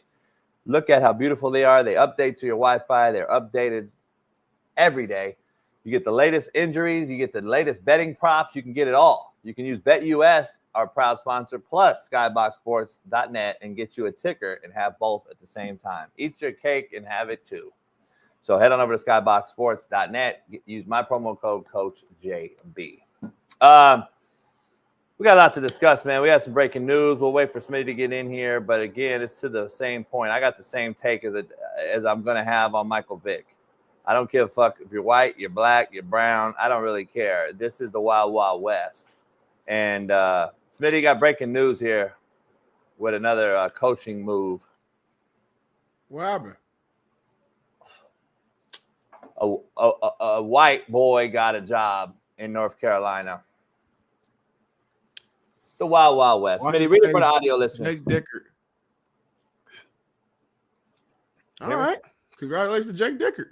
Read it for the audio listeners. Breaking news. Wake Forest has hired Washington State's Jake Dickert as its next head coach. The Athletic reports. Shout out to Jake. Listen, when people get opportunities and jobs, I'm happy for them, regardless of their route. Because I've learned in my life that the hardest worker in the room don't always reap the benefits. The hardest worker in the room don't always get the most money or get the most job. I've always been the hardest worker in the room. My whole life has been about working extremely hard, and it's got me far for sure. But I've learned they don't necessarily put me at the top though. In a lot of situations, whether that's when I worked in my sales job, I would be the guy that had the most cold calls, the most this, most that, but I didn't make the most sales, the most money. A football field, extremely hard. Made it to Division I, had a lot of success there. Wasn't the best player on my team. Didn't make it to the league. My point is this in general though, and I'm not trying to preach not to work hard. Work hard for sure, because working hard gets you opportunity, puts you in the room. But it takes more than that. It takes sometimes who you know. It takes about thinking smarter, not harder. These are things that I've learned in my adult age, working in corporate America, understanding that sometimes, it is about your brand name, who you are. If people like you, if people like to be in the same room as you, that's part of it. And we can disagree with it. Cool, but that's part of it.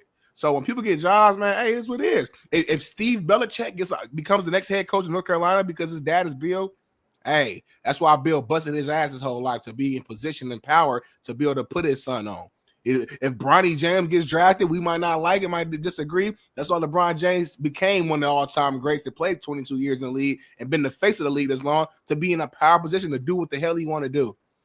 And that's why Michael Vick was an all-time great player, a long-time experience, culture changer, busts his ass to be in a power position to be able to get opportunities like this. Deion to be able to get opportunities like he got. Now you got it. You got to succeed and you got to ball out.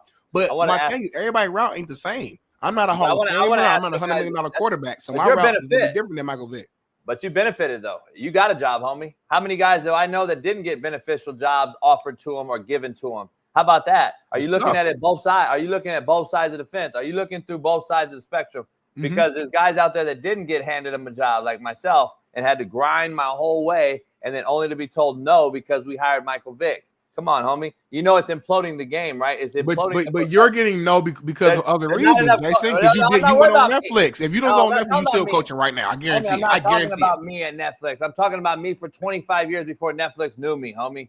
Like, stop being nearsighted about this shit. There's a whole fucking profession out here who gets left behind after grinding, and it is deteriorating the profession from within. You're not going to have enough Michael Vicks, homie, eventually. You're going to run out. Then you're not going to have the grinders anymore either that did it the right way that we were trained to do, because they're going to say, well, fuck it. I'm getting overpassed by Michael Vick. Anyway, I'm going into the corporate world now. I'm going to leave football. You know how many good coaches have left football because of this fact? Because of the money grabs and collectives and all this other shit? This is another one right here. And Jake Dickert.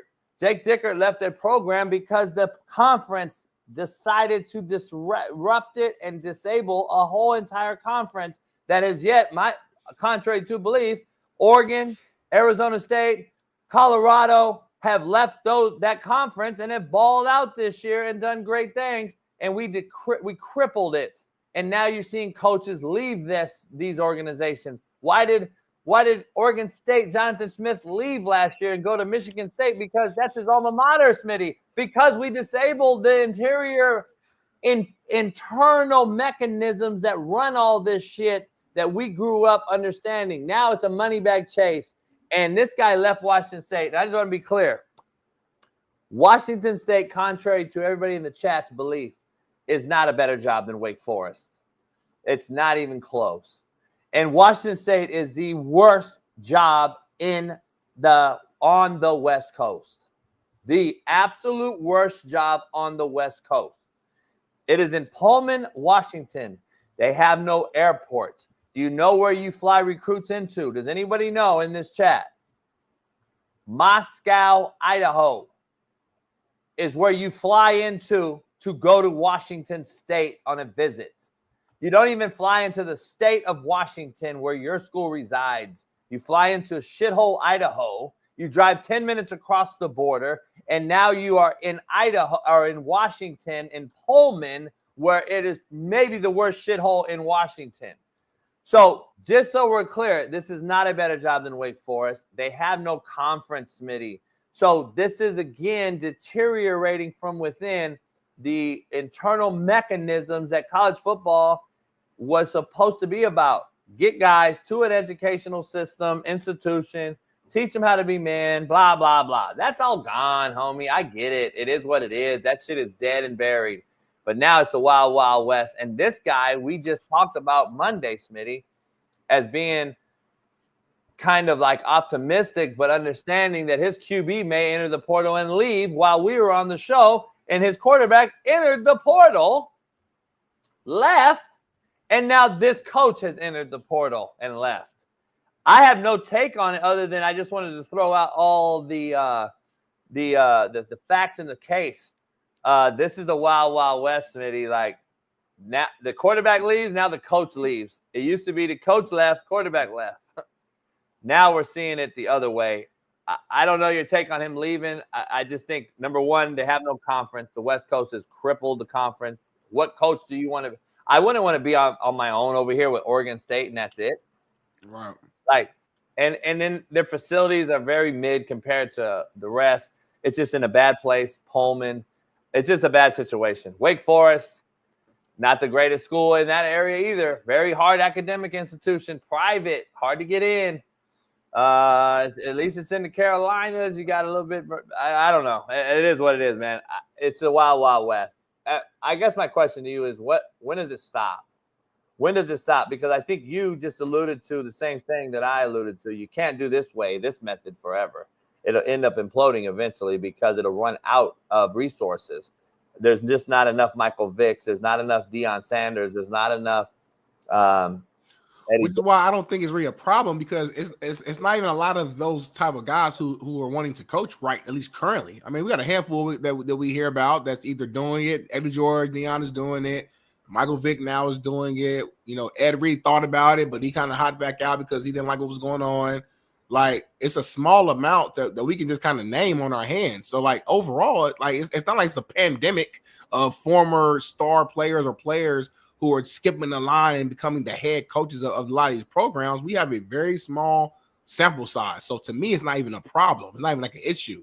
If we had a ton of them doing it, I would probably be a little bit more on your side. I'm like, all right, now it's getting a little too crazy, because now it's like every other team is just this guy just is a former player. But let me. I'm like, all right, cool. Like, yeah, give Vic a chance. It's Norfolk State. Give him a chance. Let me dive into recruiting so you guys understand. And then after this, we gotta go to our next time before Coach Mazzoni comes on, because I want to touch on that Ryan Clark, Pat McAfee before Mazzoni gets on here. All right. I want to dive into this topic real quick, because a lot of you in the chat that think you know geographics and you're a fucking Northwest Pacific, Northwest airport specialist. And JB Spokane has an airport. Well, Spokane's like an hour and a half away from Pullman, last time I checked, being the recruiter that I am. And I want to break down simple math for everybody out there. Wazoo is a very, very bad place when it comes to resources. They are the New Mexico of the Northwest. They eat peanut butter and jelly sandwiches because they can't fundraise and raise enough money to fly, Smitty, to fly into Spokane. Because flying into Spokane, flying in 100 recruits a year to see the campus, driving an hour and a half from the airport to your campus is a bad optical look on a recruit. Why you don't think I flew anyone into fucking Independence, Kansas? It's a bad look. And then you have to drive an hour and a half. Number one. Number two, the amount of a ticket to fly him into Spokane. Spokane is more of a pick and choose airport compared to an international one. So it's much more expensive to fly into Spokane. So what they do is they don't have the resources. They fly them into Idaho just as teams do. Unless there's some sort of weather, they fly into Idaho as a team. When USC, UCLA flies into Pullman, guess where they go? Idaho. And they drive over. It's cheaper to do it that way, especially, and it's closer. So you don't fly guys into fucking Spokane, dog. It's just too expensive for a school that has no resources. So when you recruit, you have to penny pinch and count every dollar. Unless it's a big-time five-star, and that's the only kid I'm bringing in, then you could do it. But then you got to drive an hour and a half. Wazoo is not a hotbed for fucking attracting talent. It's just not. Wake Forest is a much better job than this one. And I believe Dickert is from St. Louis area or something. I could be wrong. I thought he was a Midwest guy. But I don't know, Smitty. But that's my take on this whole thing. What is your what's the next topic? Well, first of all, I want to let you know I literally just got done finishing a peanut butter and jelly sandwich. It was delicious. So I don't care how much money I got. That's going to always stay in the arsenal. But yeah, this next topic, man, I just want to dive into, because I know I don't eat bread no more. Okay. Because I know we can't do it when Coach Noah Mazzoni gets it. We could, but I don't want to put him in that, that spot. But this whole Ryan Clark versus Pat McAfee / Aaron Rodgers is online. It's been like a lot of back and forth between the two. I'm gonna have to have you kind of educate me a little bit, but to my knowledge, Ryan Clark was on TV. I don't know if it was a halftime show or just his show on ESPN, and made some strong comments towards Aaron Rodgers. Aaron Rodgers obviously is a regular on the Pat McAfee show. He went on the McAfee show and didn't say Ryan Clark's name, but if you read between lines, he was clearly kind of responding and talking back to Ryan Clark. Ryan Clark then went out with different tweets, going at or responding to Aaron Rodgers, but also I guess Pat McAfee, and this is the part that I didn't hear yet, but I guess apparently Pat McAfee said some things about Ryan Clark on the show too. About he used the word jealous, got used. He started talking about the money he's made, etc. So that's where Ryan Clark, I guess jumped in and started tweeting a whole bunch, kind of like basically saying he wants to talk to Pat McAfee. I'll read this one tweet here. He says, I think Pat McAfee is still on YouTube. I text and FaceTime the number I have. Would love to clear up this whole quote jealous thing. I'm in South Bend this week though. I'll walk out if we can't connect. Quick convo sets it straight. I got no issue with the dude unless he has one with me. So JB, obviously, I know like you and Pat are actually friends and know each other. I don't know I don't know Pat, Ryan, or Aaron Rodgers. So I have no iron in the fire, so to speak. So I'm gonna throw it to you first though. Just maybe you can give a little bit more education on this if I didn't break it down properly. But more importantly, what's your thoughts on this whole entire thing? So you don't know any of those guys, but you know me, and you know Marcellus Wiley, and you know other guys that have all had an issue with this one guy, right? Yes, for sure. So like optically, you don't know him, and things could be different. You and Ryan could be boys. But you know me, you know Marcellus, you know other people now that have had nothing but issues with this guy. Right. When you are tweeting at yourself multiple times, I got cringe vibes and I got secondhand embarrassment. McAfee has yet to respond to one tweet. That is a bad look, Ryan Clark. I'm just going to be honest. That if that's not a slap me in my own face tweet, that you're talking to yourself, and now you're talking to absolute nobodies on Twitter, homie. He's responding to nobodies as if that was Pat McAfee or Aaron Rodgers responding on Twitter. It's not. You're responding to absolute nobodies. Like, this is to a nobody right here, Smitty. This is not a guy. David Ramirez, no offense to you. You're not a public figure. Nobody knows who you are. You're just responding to what is going on in the situation. And you're responding to him because you are feeling embarrassed that Pat McAfee hasn't addressed your show or your tweets. Right. This is a bad look, in my opinion. McAfee has like, him and Stephen A., there's rumors they don't get along. He blasted a CEO and got him fired. Continues to do it his way.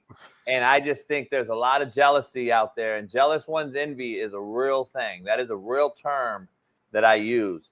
It is bad right now for Ryan Clark and the pivot. I just think this is a bad look, dog, optically. You're at ESPN, homie. Your biggest claim to fame is your weirdo-ass suit you wear with these fucking weird engraved, your fucking initials on them.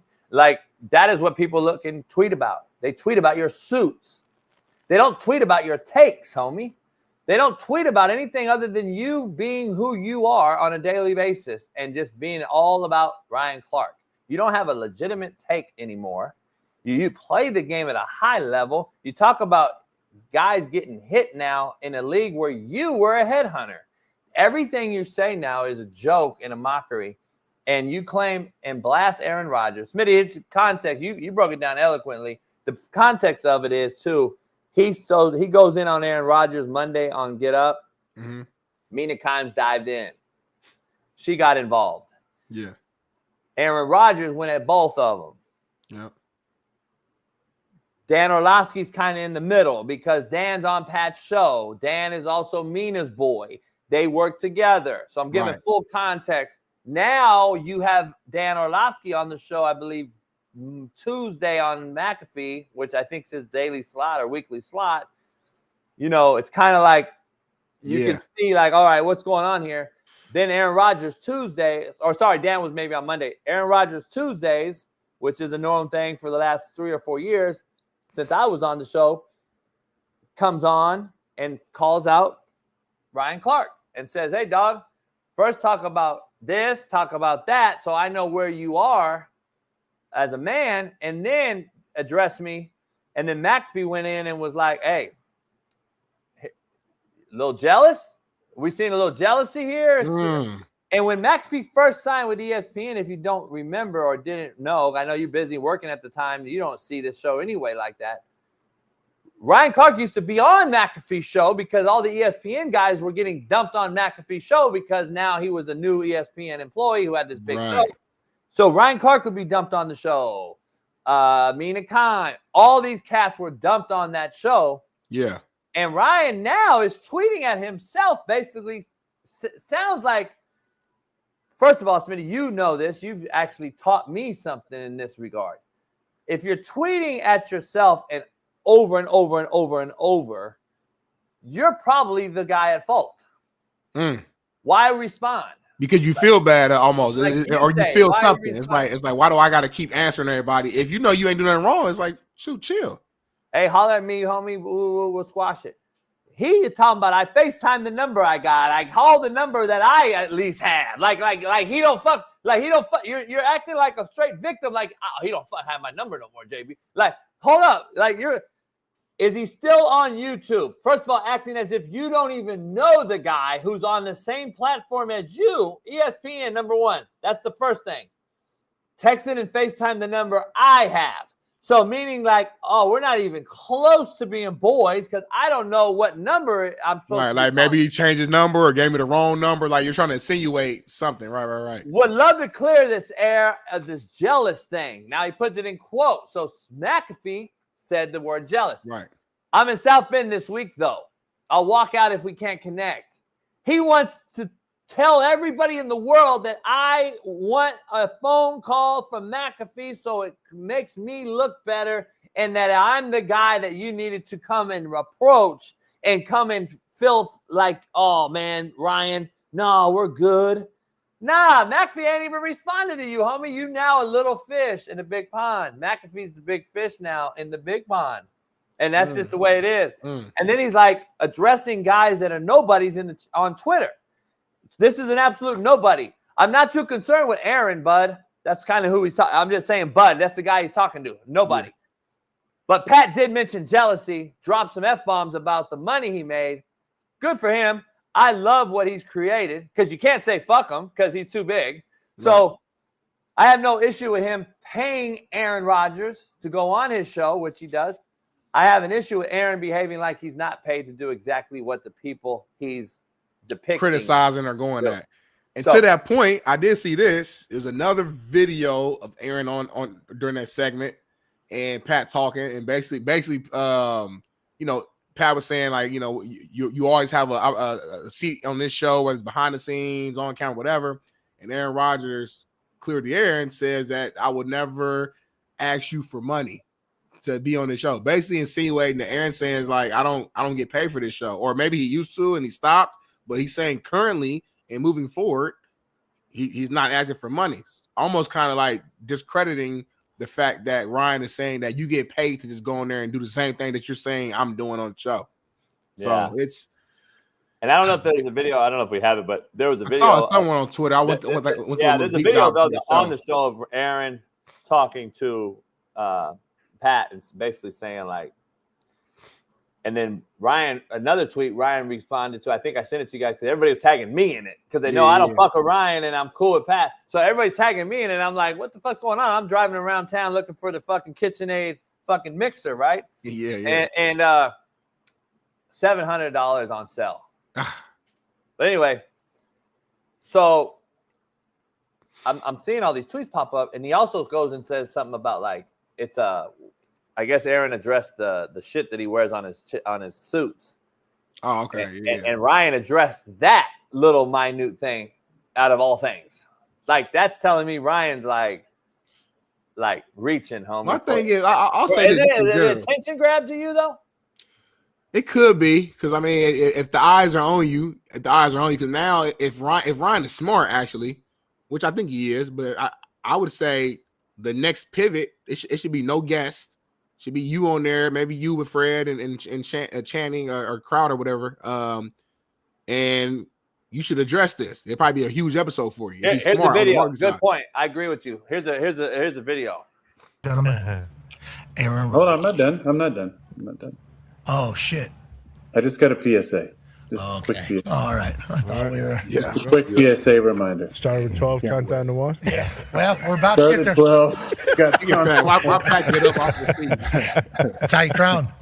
CFP National Champion. Look at that. That's PSA? That's a good PSA. It's a catchy jingle. PSA is this. I know I got to say this multiple times for people because they don't listen, but say whatever the fuck you want about me. I don't care. But just before you do it, whether you state your name, your accolades, pronouns, whatever it is, just state your vax status so that anything you say afterwards gets put in the right light. Just get it out there.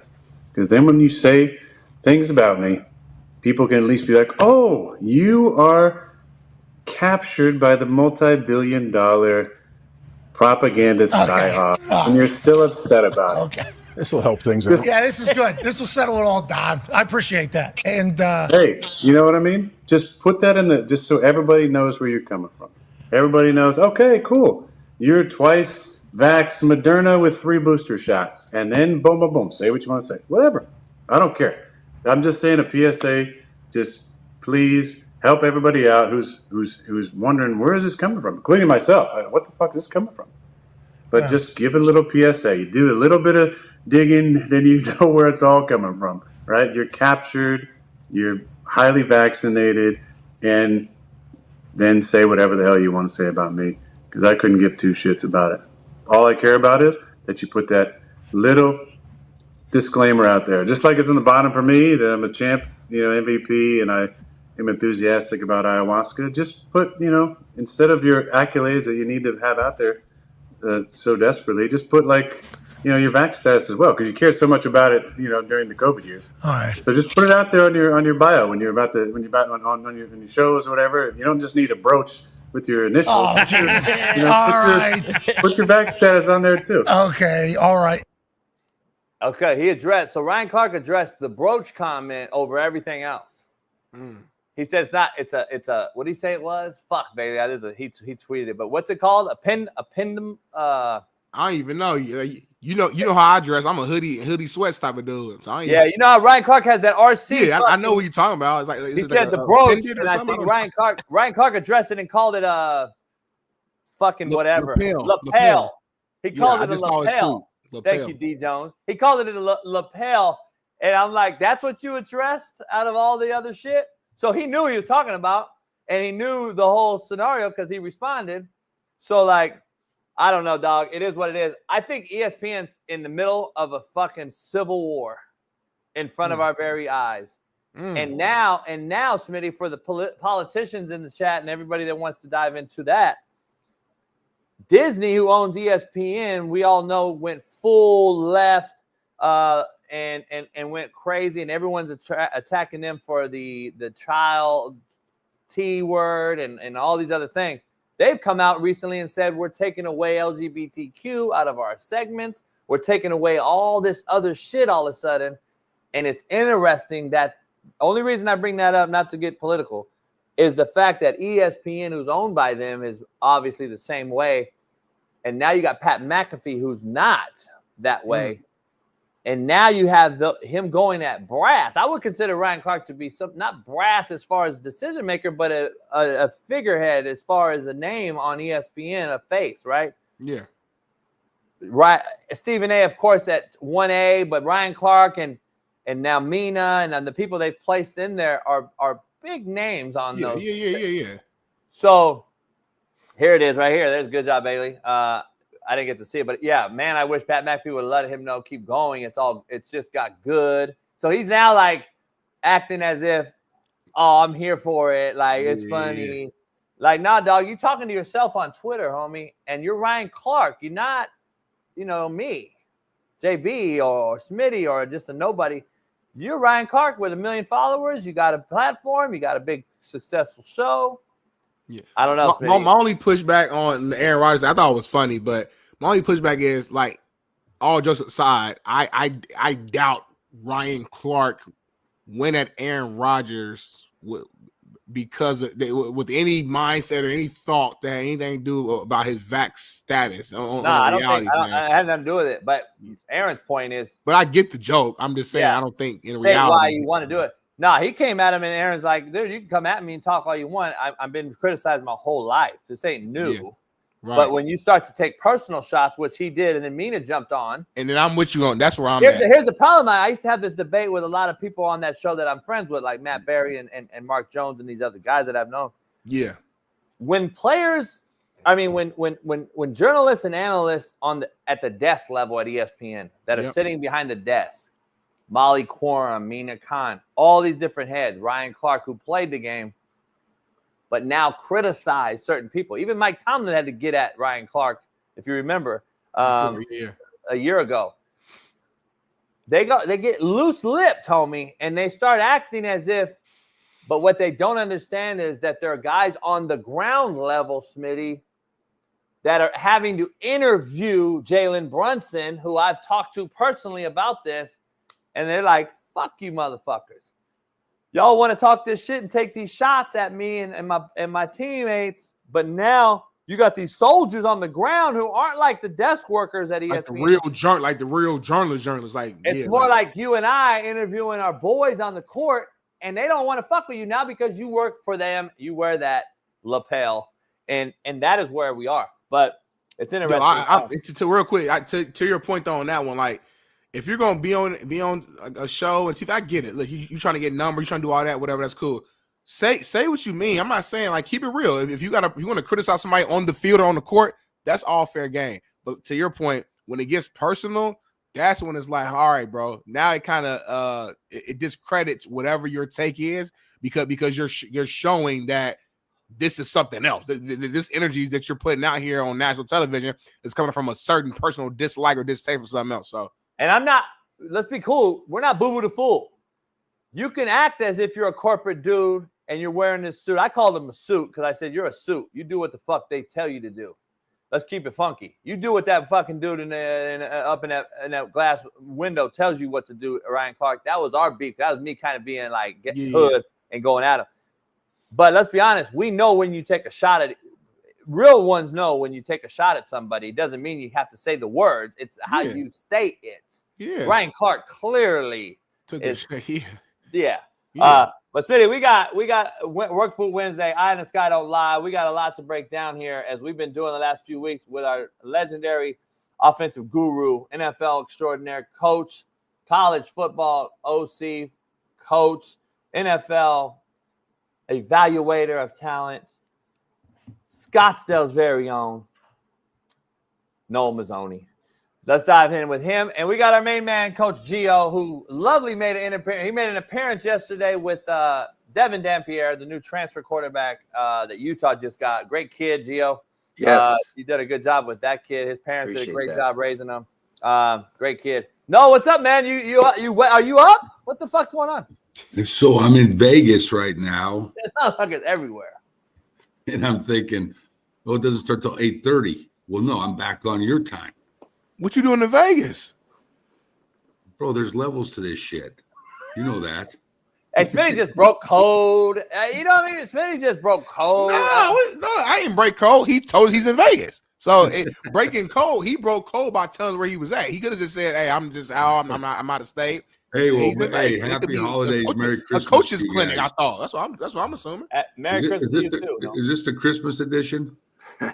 Yeah, because it'll be a week from today will be Christmas, right? Yes, sir.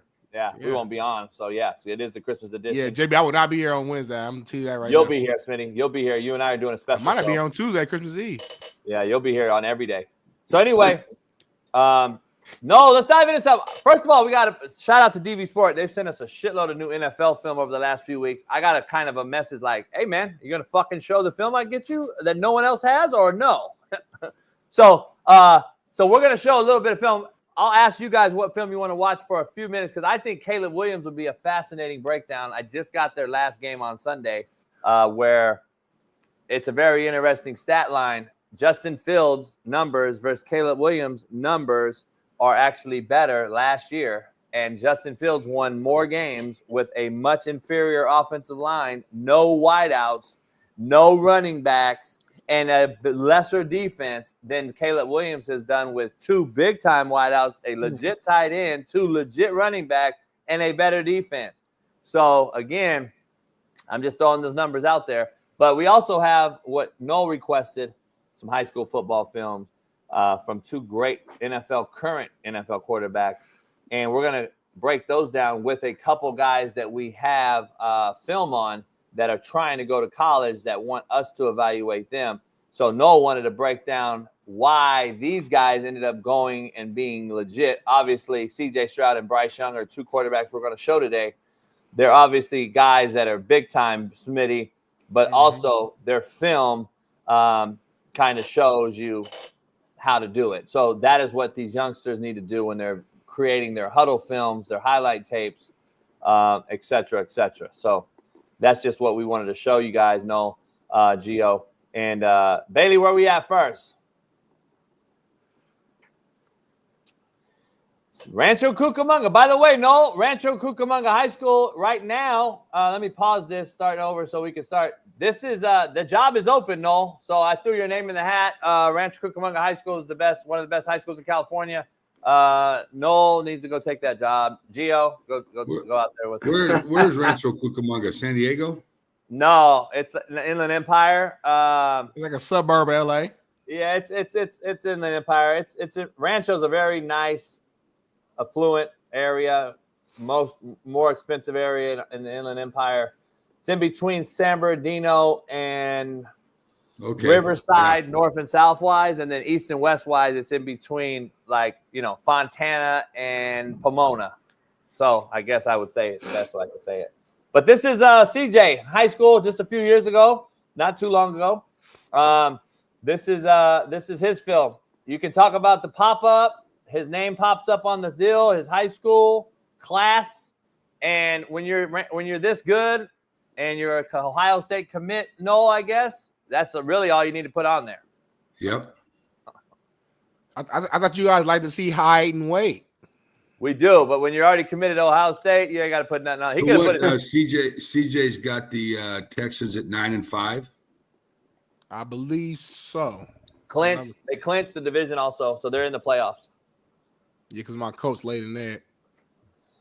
Great job on the run. This is just superior arm talent. We already know this guy is a long, athletic guy. So if I'm watching him and don't know him from Adam, look how long he is first, right? We're like, oh, shit, he's long as shit. Look at his stride. Look at his arm. Then we're looking at his just motion, arm strength, his delivery. The ball is tight in between the sternum where I like it, Noel. I don't know what you teach. I like it in between the sternum here. I don't see the ball outside of his body, so we can't strip it from the backside. The blind defender can't come over and strip the ball. I love seeing where his ball is as a high school kid. I'm watching this kid, and I'm like, oh, shit, okay. Let's see this big dude. He making plays. These are just a few plays that start the show off or start his highlight off, and we're like, well, okay. I mean, I offered him 4 plays ago. Yeah, exactly.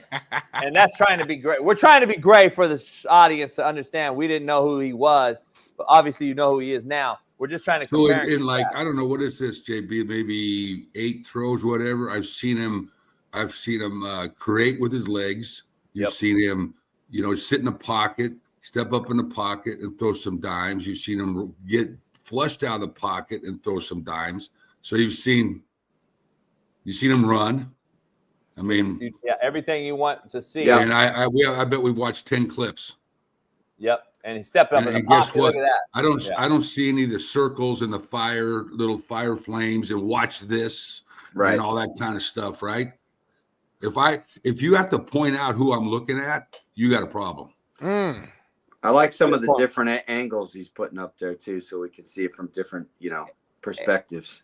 And his coach at the time, I believe Nick Bias, good friend of the Bias family. I don't know if you know the Bias. Bob was the longtime DC at Sacramento State. The other brother was the OC at Chaffey College for years in Rancho. And then Nick was the younger one who was the head coach here for a long time, who now is, I think, at Etowanda or retired. I'm not sure. But he coached CJ. and he knows how to get kids out. So you see the multifaceted views that Gio just pointed out. Yeah. End zone, wide. Love the end zone shots. Yeah, now we climbs see the pocket, shows him climbing the pocket. I love his base. It's always feet are always apart. Mm-hmm.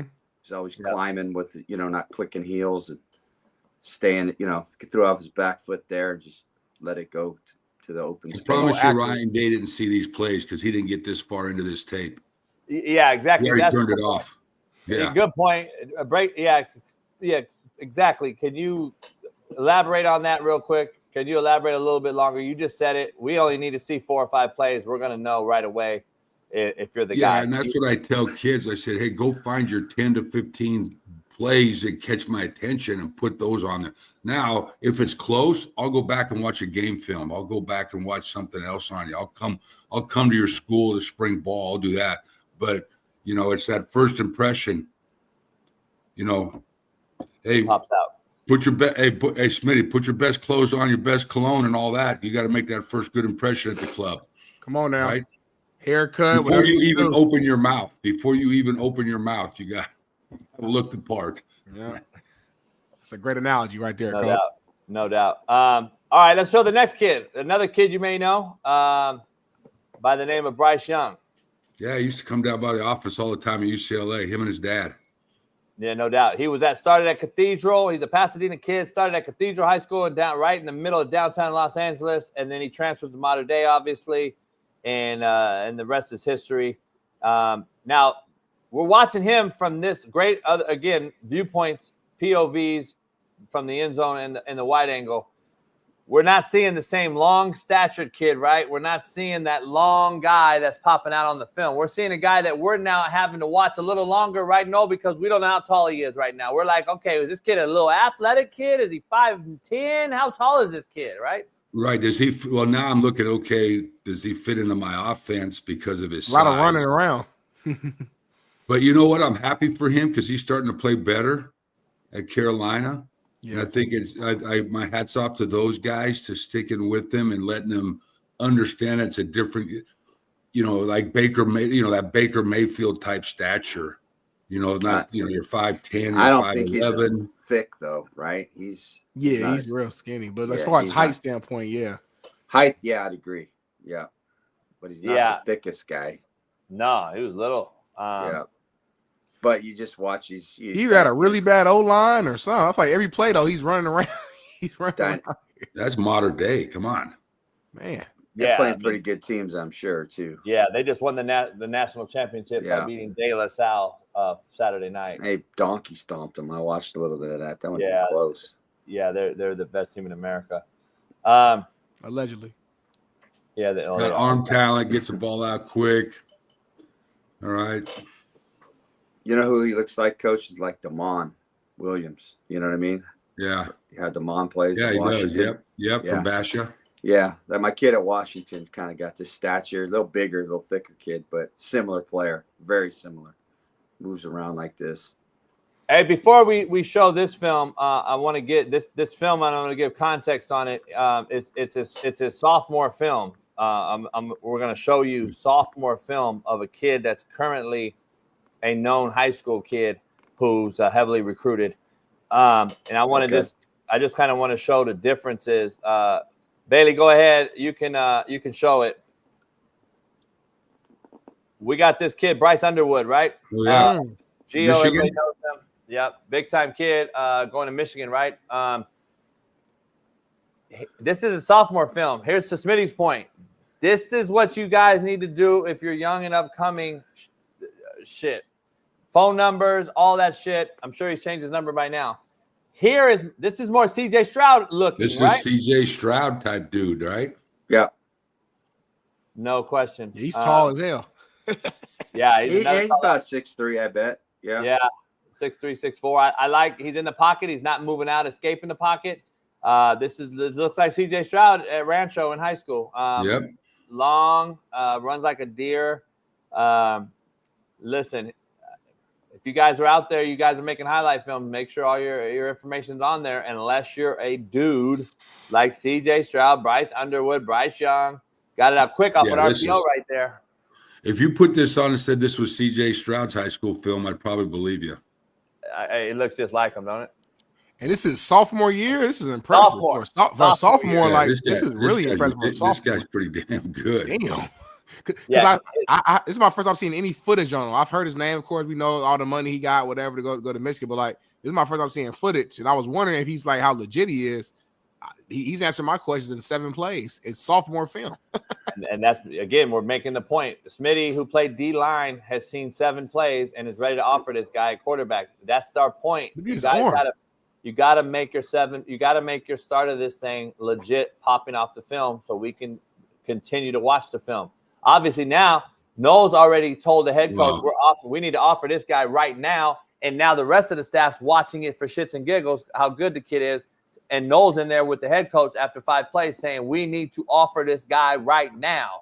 That is how it works. I'm in there saying we need call the collective right now. We need money. Yeah. I wonder what his senior highlight tape looks like. Damn. I don't even believe it's out there. I don't even think, because sometimes when you're signed and done, you just take it off. Like, this is a sophomore film. You can see he's got a little bit of elasticity in the arm. I think Noel, now if you watch him, I've seen a little bit of film. This whip is gone. It's more concrete. It's more solid. He's not getting out here. He's a sophomore, guys. I mean, in this film. So, I mean, you know, what he's doing here as a sophomore, it looks he's poised, Noel, Gio. He's in the pocket. He's not rattled. He's not looking around to run.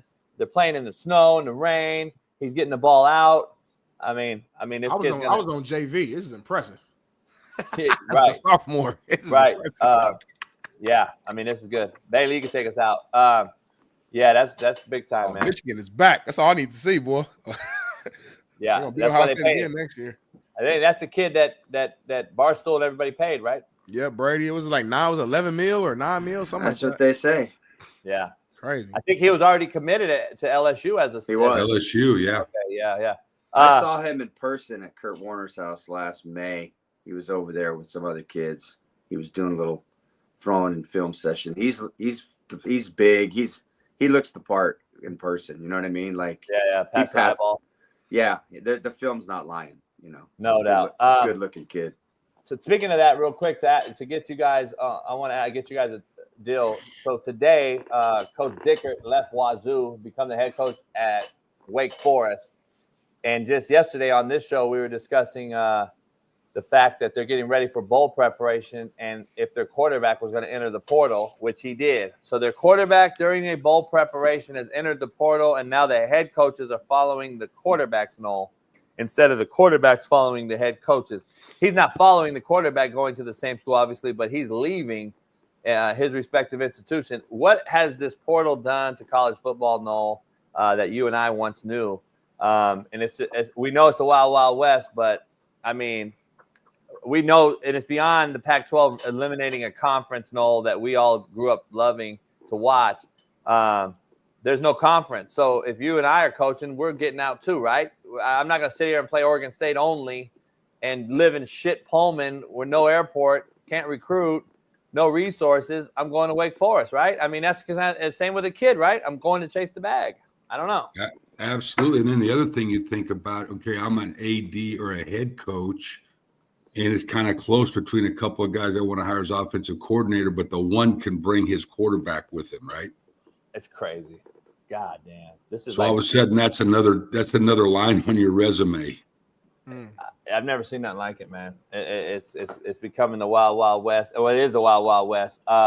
We saw the kid leaving Penn State. I got to get your take on that. Both quarterback guys. The backup at Penn State, they're in the midst of a playoff run. We got videos out there going crazy about it. Well, let's go back to that. Here's the other thing is like I've been having this discussion, and look, I got nothing against guys. I mean, they're all good coaches and stuff, but how do you get jobs, right? Okay, so and that's a great example is in Washington State, because of the Pac-12 and all that. They over the last 2 years they were 13-11, right? And 9 of their wins were like UNM, Utah State, San Diego State, Hawaii, Fresno, San Jose State. You know, those are their wins. So you're stacked, and you're a Pac-12. You're still a Pac-12 team. Yeah, yeah. But you're not playing the Pac-12 schedule. You're playing a Mountain West schedule. And now the offensive coordinator is now the offensive coordinator at Oklahoma. The head guy probably gets paid better, goes to Wake Forest. Nothing against that, but I'm just saying it's just the whole landscape of not even the players, but even the coaches and how they move around and can work their way up or down the system faster, right? What is your take on Michael Vick taking the Norfolk State job, never coaching it down in football, period, and getting the job? I mean, you got to start somewhere. I mean, he is Michael Vick. He's from that part of the state. He's what's the name of the town he's from? Where they're in Virginia. He's from Newport News. Newport News, right there, local hero. He probably said, "Wait, Dion did it." Right? No, they're all. That's Smitty and I debated it this morning. That's what they're all doing. That's what these schools are doing at the lower level, right? They're going to go get a face guy that can go in there and be the figure of the organization. Which, to be honest with you, is a pretty smart move if you're Norfolk State, right? Well, no doubt. Well, you know, our guy Jalen Daniels is a starter there last year, Coach Mazzoni. Oh, really? Yeah. So one of my guys was the starter at Norfolk last year.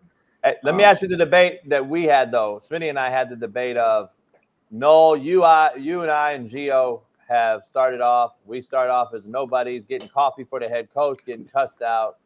We become a GA that now got a degree, got our master's. We did it for 2 more years, and then we got 2 more years extended as a GA. Now we're 5 years in this thing. Then year 6, I get an analyst job, and I'm talking about today's landscape.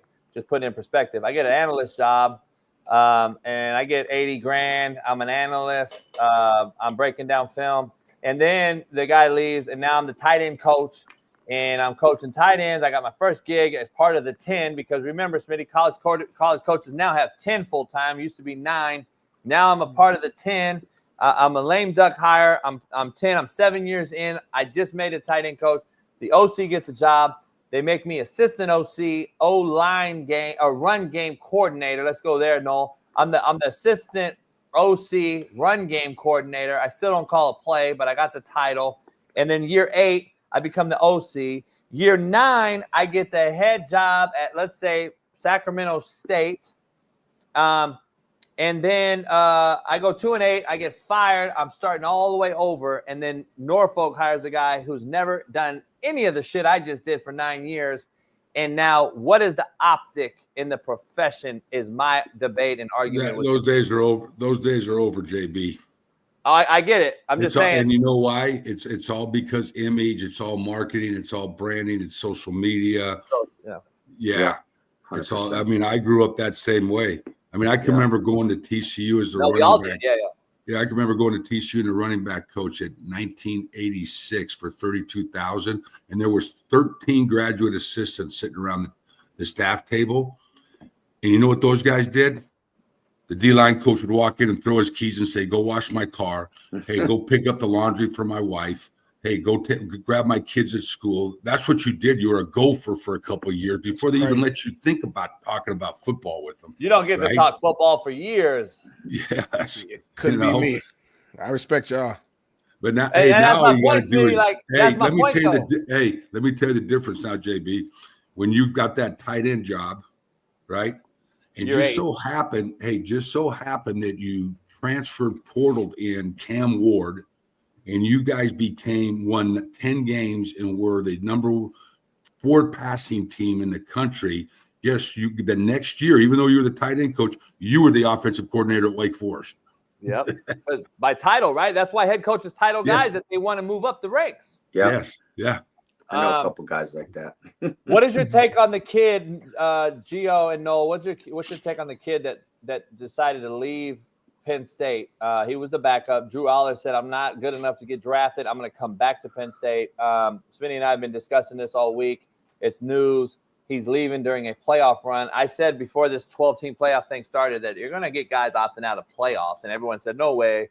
And half of the world is defending the kid because of the schedule, right? The calendar of the portal being open now. And then half of the world is on my side saying, "Man, you committed there. You're in a playoff run with your brother in that locker room. Something you committed. What are we teaching these kids? Just leaving and getting up out of there because they got to get enrolled in school, right? No, at a new school. But really, Cam Newton and I just discussed this on his show and had him on our show. This isn't education no more. It's about money. Let's just be honest. There's no school. These administrators are slapping everybody with backhanded compliments and just shut the hell up. It's about school. Because Cal going to play Miami and then coming all the way back to Cal and then leaving and going to play Virginia the next week is not conducive for education purposes. No. So let's stop the bullshit. So now, where are we at? This kid now has to leave to get into school. I told Smitty, at least let him enroll in the new school, let him enroll at Michigan, but play with his team and finish the season. But then on the other side, Noel Mazzoni's like, no, fuck you. You want to leave? Get out. See what I'm saying? Like, what are we doing? Like, I just want to get your guys' take before we show little Kelly Williams. Gio? What year is this kid, by the way? He's a redshirt sophomore. I just think you better have a plan. You know what I mean? Like, if you're gonna leave again the portal, I hope you got a plan and I hope you got a place, a place to go. I mean, I can understand that a little bit, but like you said, right in the middle of a playoff run, you might have to wait another year to play. The other kid comes back. There's nothing wrong with that. A lot of people get their turn. When they get their turn, they show everybody what they can do, and things can happen for them. Good. Doesn't mean just because. I know. You know what I mean? It doesn't work like that anymore. It doesn't work like that anymore. And it all started because all these guys are thinking about what is the take for the playoff teams in this 12-team playoff? What's the money check are they getting? They're getting, another $50 million, whatever, to their program, which helps fund all the rest of the sports, right? So I agree with Cam and JB. Let's quit kidding ourselves about college education. This is AAA baseball. This is AA baseball. This is the minor leagues for the NFL. Yeah, and then real quick, I guess to be devil's advocate, kind of on the player side too. Let's say the kid decides to stay, right? He decides to stay. He's the backup one more year. Okay, now Drew Aller goes to the league or whatever afterwards. Now the guy, the backup, is now assuming he's about to be the starter. But now Penn State they pick up another QB from the portal, who entered the portal from that last season, who's a 4-star, whatever the case may be. Now he's a starter. So now I went my whole entire career I never played. Yeah, what says Penn State's not going to go get a portal guy when Drew leaves? Exactly. You know what I'm saying? And of course they are. What that does, Smitty, is it puts a lot more, not pressure, but it puts a lot more importance on guys like Gio, because it used to be that you were a quarterback coach.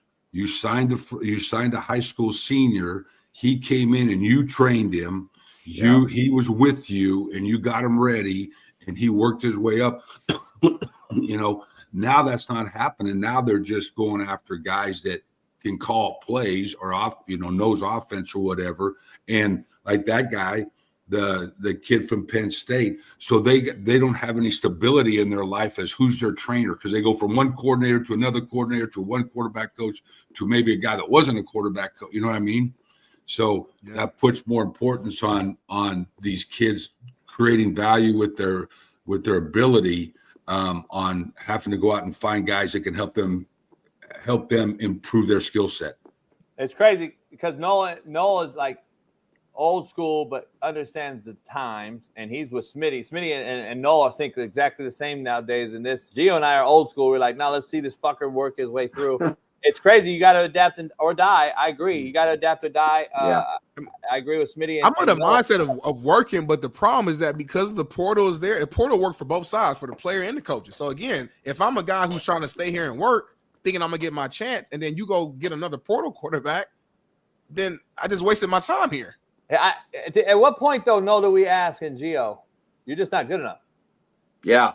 Like, I just want to know, like, the cream rises to the top, as Noel's been saying for his whole life coaching. I've been saying my whole life coaching. If you're fucking good enough, you're going to be fucking good enough. Okay, like, so let's there's be honest. There's the flip side too, JB. What about the kid you signed at a Power 5 school that isn't good enough but could play one AA ball? AA. Yes. Yeah. So now he gets the opportunity to maybe play himself down to where he can get on the field. Go start at Western Michigan or something, and that's again, though, have a hell of a career. You know what I'm saying? Look at Gio's guy. Look at Gio guy just went to Utah. He's a great example.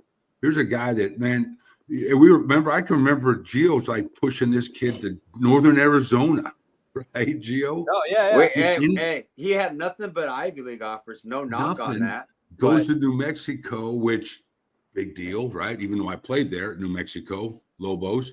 All right. But now the guy's playing at Utah. I mean, that's a great story.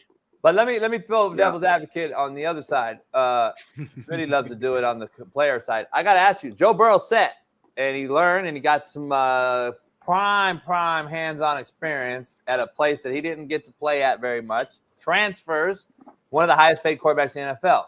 Tua didn't get to play right away. Got some prime time, hard hands-on experience. Waited his turn, got his shot. One of the highest-paid guys in the NFL. We have seen this with Justin Fields. He leaves Georgia. He goes where? We have seen a lot of these portal kids actually learn for a few years, not get the spot right away and instant gratification, and leave and have success. Yeah. But Smitty, my point, they're cream of the crop. These aren't just backup for Drew Aller. He's not good enough. He will be replaced by a portal kid. Well, he don't know that. You know what I'm saying? But that's our problem. We need to let them know. Yeah, but maybe hold on real quick. I know you ain't played in a while, but like all of us played at some point. When you're in the mix, at least me, maybe you guys didn't think the same. When I was at Ball State, I'm like in my head, I'm going to the league. No, I get all that. You couldn't have told me nothing different. I'm thinking I'm that guy. Playing. I don't care nobody. I don't care. You're playing. Yeah, I hear you. This guy's not playing, homie. Right. Like, let's be honest. Like everyone. Listen, it's like the fat girl. Somebody likes you, but not me. I'm just saying we got to be careful. But the examples you threw out, C.J. Stroud or Joe Burrow wasn't playing for his whole career. Was not playing. But he sat and didn't just jump. Okay, but hey, hold on, JB. But the portal didn't start till 2018. There you go. Right. No, yeah. And Joe Burrow was a junior, I believe, at Ohio State. Yeah. When the portal came into effect. So he didn't have, those guys, they were just at the start of that portal deal. That's what I was going to bring up. Yeah, exactly. but he would have left. They might have left, right, Smitty? Yeah. If he had the portal the whole time?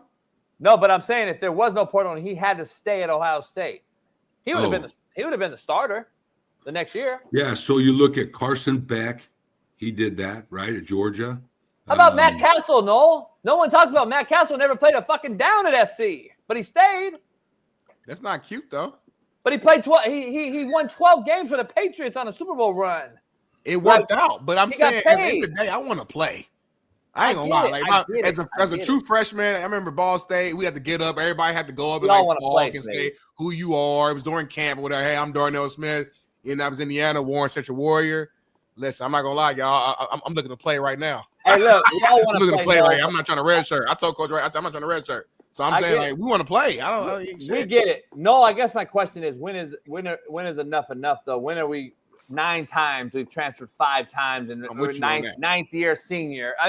This is where we're giving them an inch, and now it's becoming it's getting bad. Yeah, and I agree completely with you. There should be some structure in that. You get 2, you get 1, you get 2, whatever. Yeah, but I can't be. I'm going to transfer 5 times in a row every year because I'm not happy, which is happening, right? Yeah. It is. It's crazy. Let's go real quick before you get out of here. No, I know you're in Vegas. You're about to go down and play some roulette or something.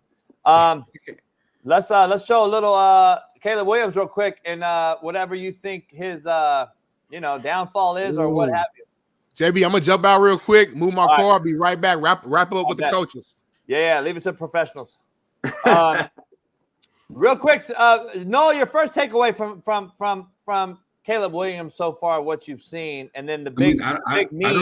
I don't know why we should be, I don't know why we should be too surprised, because if you watched him in his college career, he basically did the same thing. Yeah, it's the same. Ran around, made 12 guys miss.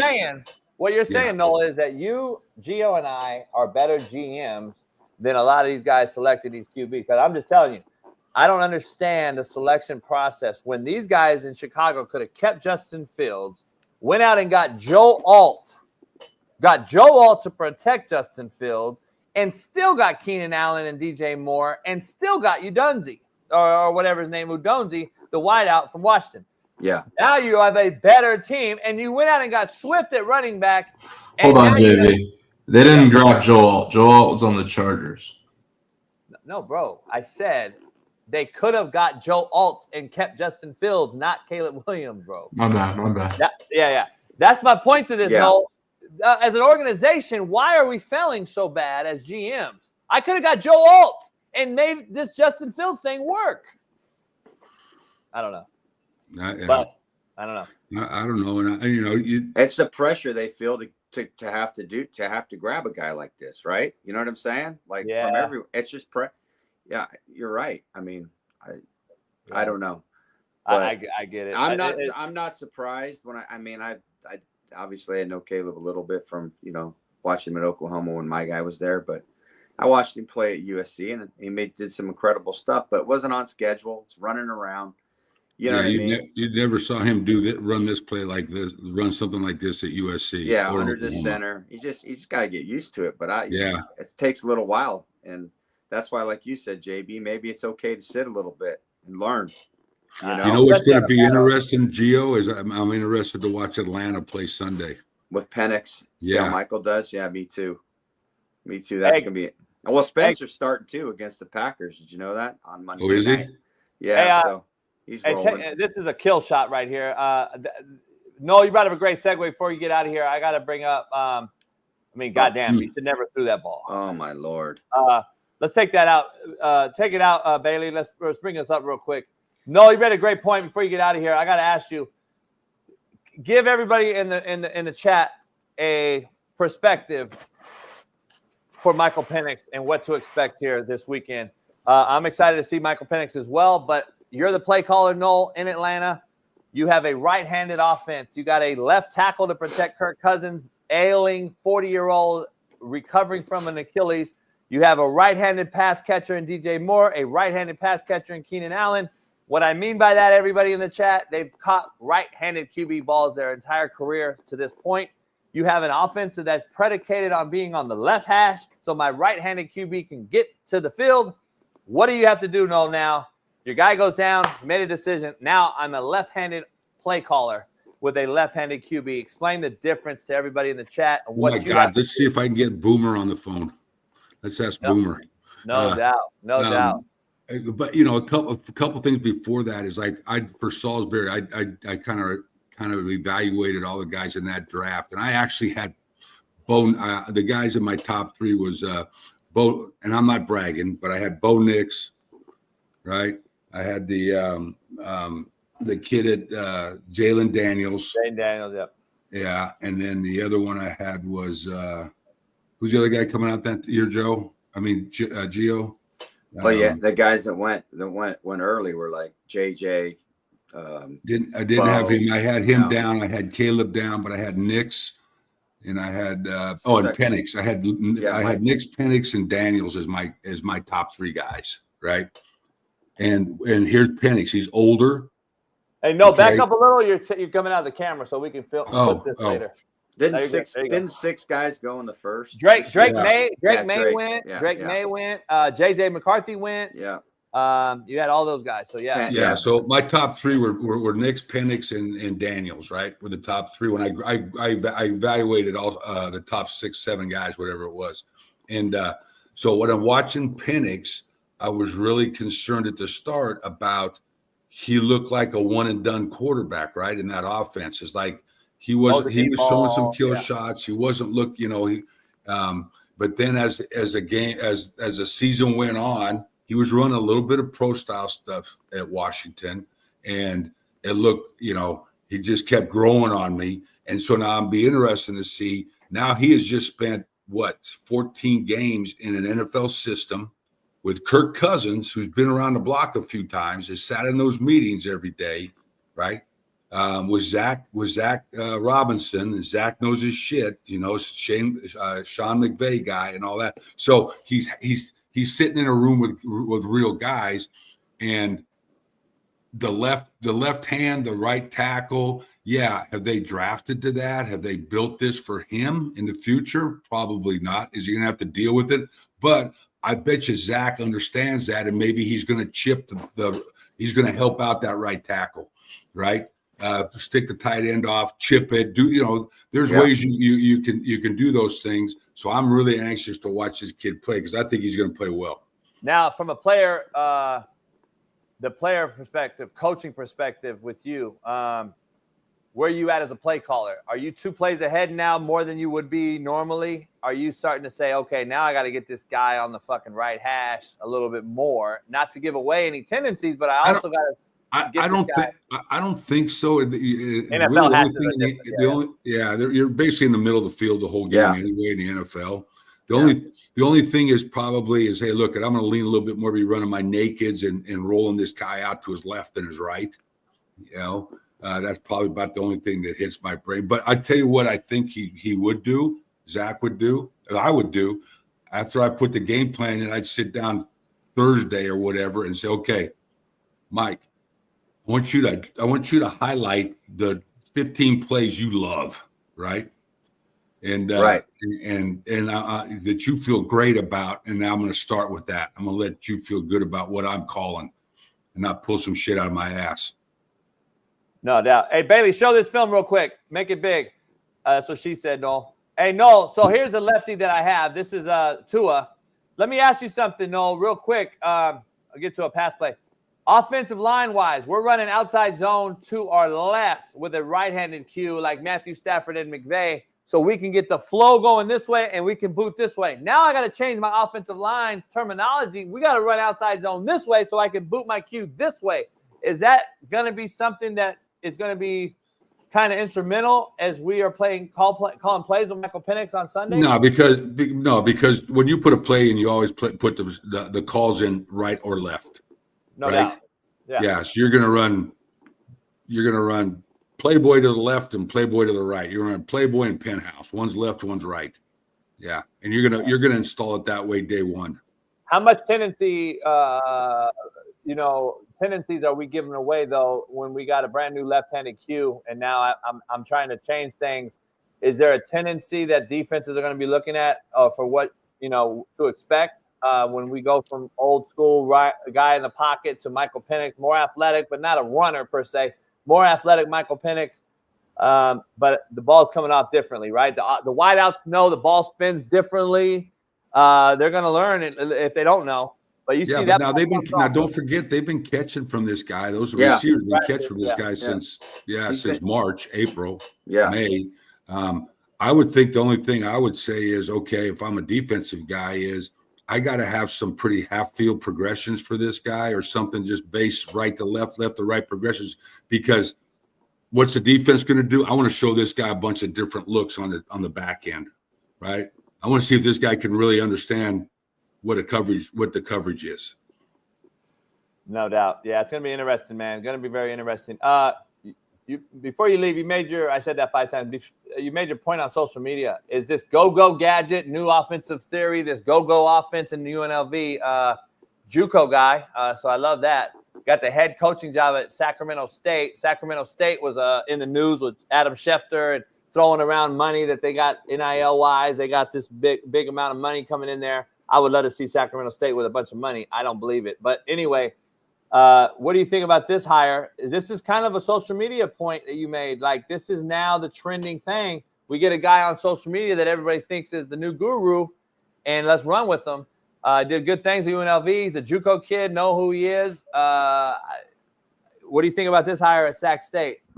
Personally, I mean, I like it. I mean, the guy didn't prove. He went out and proved it. Took UNLV to a conference.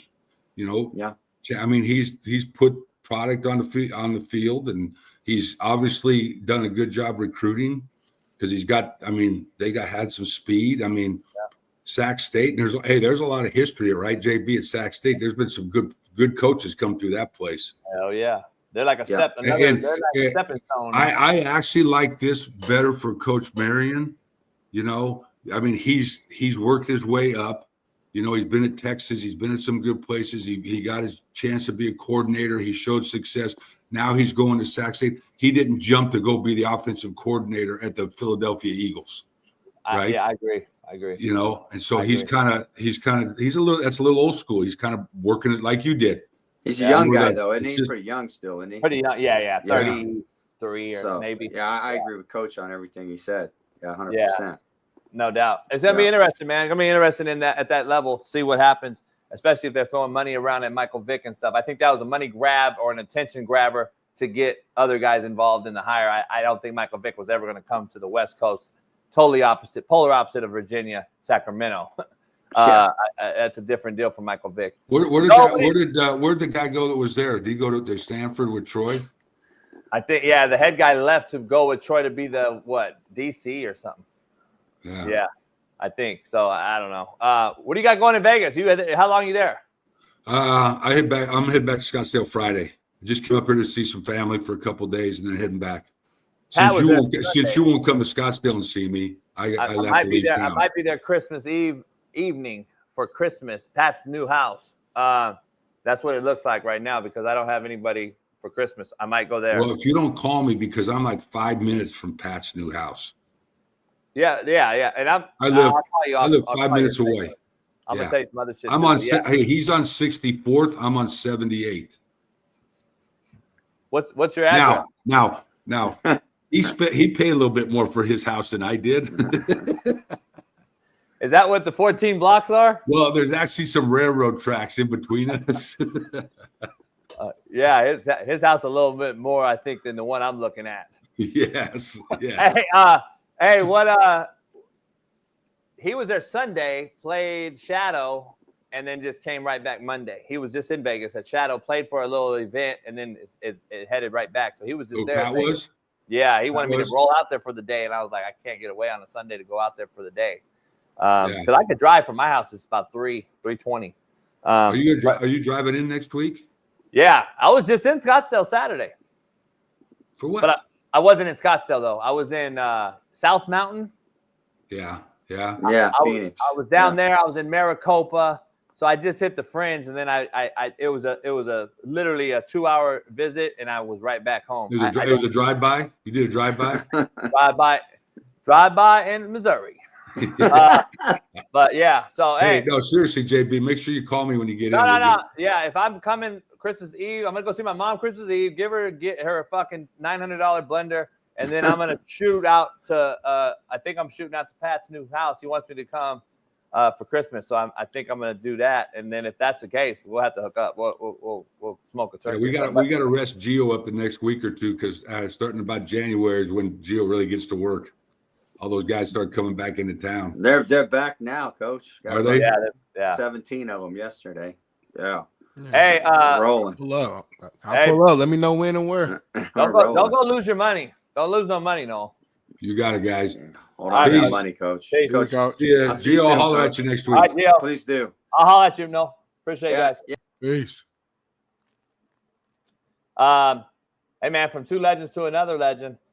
Can't wait to dive into this. We'll talk about all things. We're hard out at 9 because I know Bailey's got to get out. You got to roll. Good show right now so far. We've had a pretty good amount of people in here. We got 4,000 people overall. Pound that like. Become a new member. If you're not a member, become one. And subscribe to our other channel that is also streaming live right now. So go subscribe over there. But, hey, we got a lot to discuss, Smitty, real quick. Right into this HBCU discussion. We wouldn't have anybody better to have on than having Coach Fred, Alcorn State legend, joining us with a fat stick and maybe a little bit of yak. Too early. Oh, I like that show on behind you. Yeah, that's a great show you got in your background, man. Too early for the yak. But before we dive into this, Bailey, can you put that up for me, Doc? Wait, what's going on here? Who the fuck's producing that? What? Wait up. Coach Fred's NIL demands for the Coach JV show. Hold on. Wow. Yeah. Bailey just, Smitty, you knew about this? I was right-handed guy. I had no idea. Smitty, can you read that off for me, Doc? Let me read it out loud for the audio listeners. This is Coach Fred's NIL demand for the Coach JB show. Number 1, plane ticket once a month to do the segment in person, hotel and Uber to and from the airport/show. Secondly, $50 a show for cigars and whiskey. Third, an intro song when we bring them in. Fourth, he needs 3 hoodies, a black one, a white one, and a gray one. The next line item, he needs a bucket hat. We have a lot of those, any color. Next one, he wants a ticker for his background. You see JB's ticker on top of his TV? Coach Fred needs it on his wall ASAP. Next line item, sponsorship from BetUS with his own code, Coach Fred code. And then last but not least, a telestrator with 40-inch flat screen TV. Wow. JB, what's your response? Do you have the Turk to go pull his shirt? Do you have the Turk, Smitty, to pull his motherfucking ass up out of the office? hey, I actually don't mind. I like, hey, you got closed mouths don't get fed. So, yeah. All right, now let's negotiate, Smitty. You are in on this, Smitty. I don't know what this ain't. No, this. No, I don't know. Yeah, I'm just reading out loud. This is this and this. So, Coach Fred, what we can do for sure. Plane ticket, I'll do the plane ticket myself. So go ahead, Smitty. Right, I'll do a plane ticket once a month. All right, Smitty, what do you do? I will talk to my team and get an intro video song made. JB and I both can get you 3 hoodies and a bucket hat. That's easy. I can have them tomorrow.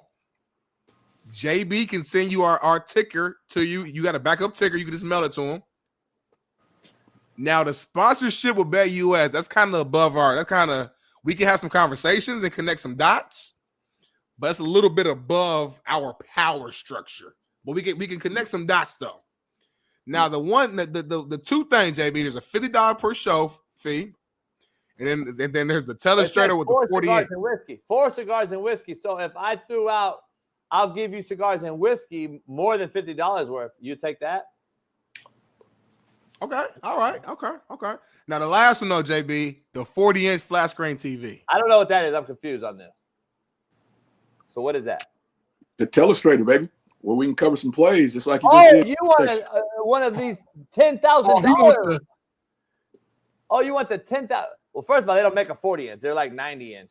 But so you want? Yeah, I got that covered. So you want a $10,000 TV touchscreen? I got it. I thought, Smitty, he wanted the motherfucker just to read during the show. Yeah, I thought he meant like a teleprompter with the 40. He said telestrator. That was real specific. I can make a lot of this shit work easy. I can order the hoodies and the bucket hat right now. Today. Easy. I can get them out here once a month. We can get on the boat. We can do live show on the boat, whatever. I got cigars and whiskey covered. The BetUS sponsorship, I'll have to make a couple of calls. I don't know about that. Telestrator. That's going to be tough. 40-inch, I don't know if they make a 40-inch telestrator. I could look into it, though. Look into it for sure. We might be able to do something. I don't mind it. I mean, I feel confident of like 6 out of the 8. I feel duped, though, by our white producer, Bailey. Yeah. Yeah. Like, that's kind of crazy that he didn't. Hold on. So, JB, you really didn't know about this? Like, for real? Fuck no, I didn't know about it. You got to watch Bailey, boy. I don't know your loyalties at, Bailey.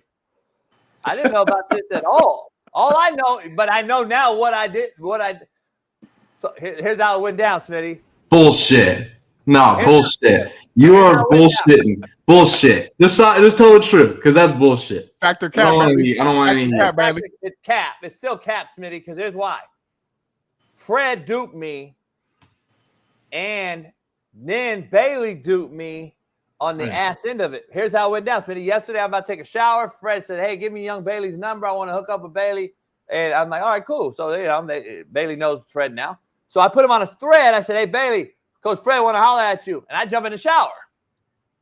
All right. That's it. Now we're today. So now I know. Oh. Yeah. So this conversation went outside of the group chat. Yeah, I didn't see no more group text. Got you. Okay. I don't know what you want me to say here. He said, give me a call. I made that list, and we're here. I mean, I didn't dupe anybody. You said Coach Fred wants to holler at you. They like serious, like hey, Bay don't fuck You know around. I am. Hey, You know exactly how I am. and he don't play about his Come on. name. Like if you say Bailey did something, he not joking or nothing. He gonna let you know right now. Fuck that. Bailey cheated on us while I was in the shower. Pause. Can't trust him. Can't win with him. Can't lose with him. All right, Fred. I don't know what to think about this.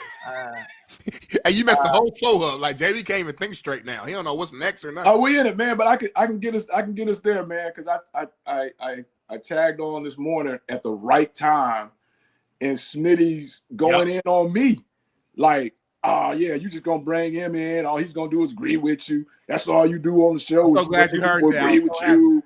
And I'm just like, wait a minute, Smitty.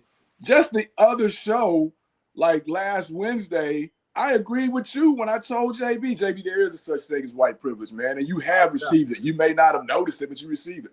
I agree with you. And then this morning, I jump on out of the blue, and you going in on me. I'm like, no, he didn't. I wasn't going in on you. I'm saying JB tends to bring on guests. No, but you specifically said me, though. You specifically said me, though. Well, no, because JB said we're going to ask you later. He brought you up. So I'm like, all right, we're going to bring on Coach Fred. And then he got his feelings, Fred. He going to agree to you. He went into a whole sad. He went JB always brings on guests that agree with him 100%, which is cool. Hey, I'm sitting there watching the whole thing.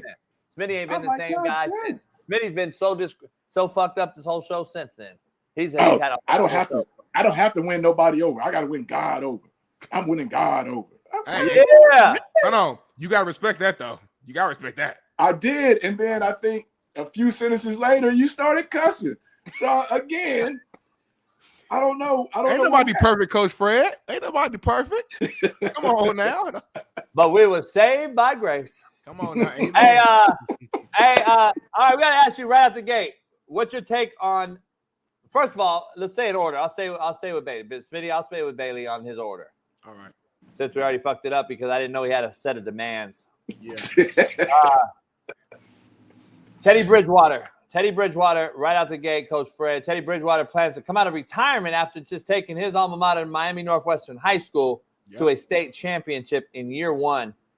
Apparently now he's being asked to come help a few teams out, I'm sure, with the QB debacle that we're having.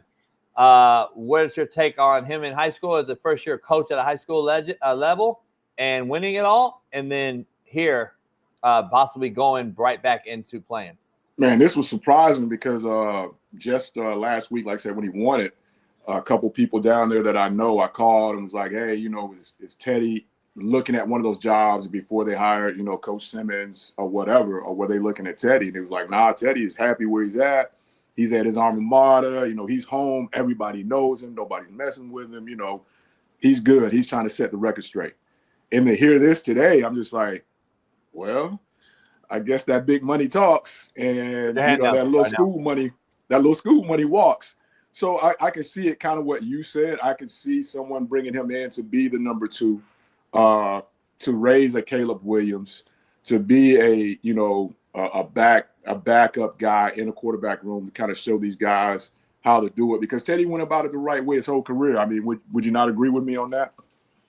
Yeah, I love Teddy. I think Two Glove Teddy is an epitome of a guy. I love Teddy for a long time. I got to meet him a few years back. I think the dude is he's one of the you can say what you want to say. When he goes in the game, you could say he's not a traditional NFL starter, but he wins his damn games when he goes and plays. I just tell you, everywhere he's been. So I think it's just a borrow, right? It's a borrow, right, Smitty? Yeah. It's got to be a borrow for a few weeks, and it's got to be a playoff team, right? Or why would he go? And that's kind of how he phrased it. I saw a little clip. He was on a podcast, I think, or a radio show or something. And the way I read into it was that he was going to, hop on a winning team, a playoff team. Matter of fact, here we go. Let's listen here. Quick, Teddy, that leads us to the final question here, which is your first year out. You said you wanted to prove you could coach high school football. Anything else you want to prove you can do? College football, NFL football? Where's Coach Teddy going to be going here in years to come? Coach Teddy, hopefully, we'll see how these next week and a half, 2 weeks play out. Might be signing with a team or something and then returning back to coach high school football in February. So we'll see. Well, hold up. No, don't bury the lead on us now. Are you coming back? Are you headed somewhere? Hey, that's the plan, man. My team know that's the plan. You know, we wanted to win the state championship, and then coach go back to the league, see what happens, and then come back February in the off season, continue coaching high school football. So that, to that point, like to your point, Coach Fred, it sounds like he's just trying to maybe like end his career on his terms, maybe, or maybe get one last little chance at, I don't know, maybe get in a ring or something like that with the right team, and then get back to coaching. Is kind of how I mean, I think it's what he said. So I do think, to your point, he does love the school and love what he's doing and all that type of stuff. And I think that's the bigger plans to go back to coach. He just wants to probably chase a ring. JB is what I'm thinking. Fred, I'm torn. People probably won't like my take on this. Here's the thing. I love Teddy Bridgewater. I think he's been a great adversary for football at every level. At some point, just like the kid at Penn State, the backup leaving in the portal, at some point we have to say, okay, when is enough, and where do I know my lane? Do I know my lane? Teddy's going to be go be a backup on a contender, maybe. We don't know.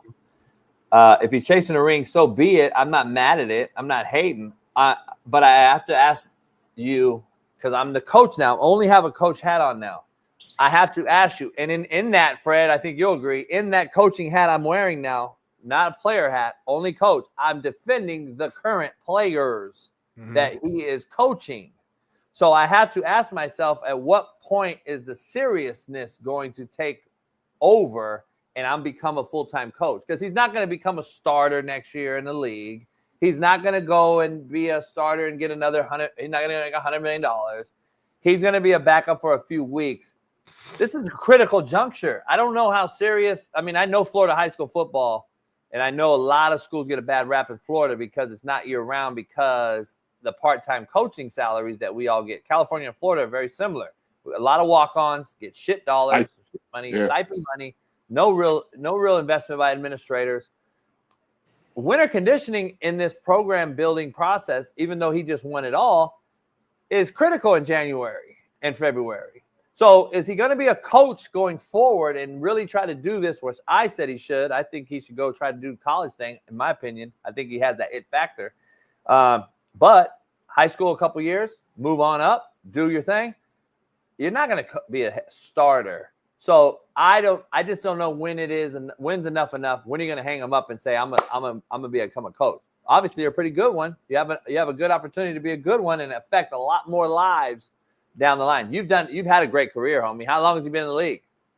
Oh, he's past that 10-year mark. I mean, yeah, hell yeah. 15 years. I mean, at some point, I think we got to transition. That's my only take on it. You can say what you want to say. He did say come back in February. Yeah, so he's really just taking January off, honestly. Yeah, I know. And I think he has a stronghold on his program in that area because he's from there. They know him to where he ain't he don't have to worry about his program being rated because it's open system in Florida. If we got a seat to take you, you can come, no questions asked. So you played football for Miami Northwestern, you come hoop with us second semester and be ready to go. Yeah, and be ready to go. You ain't got to sit out. I didn't know that. Games. Yeah.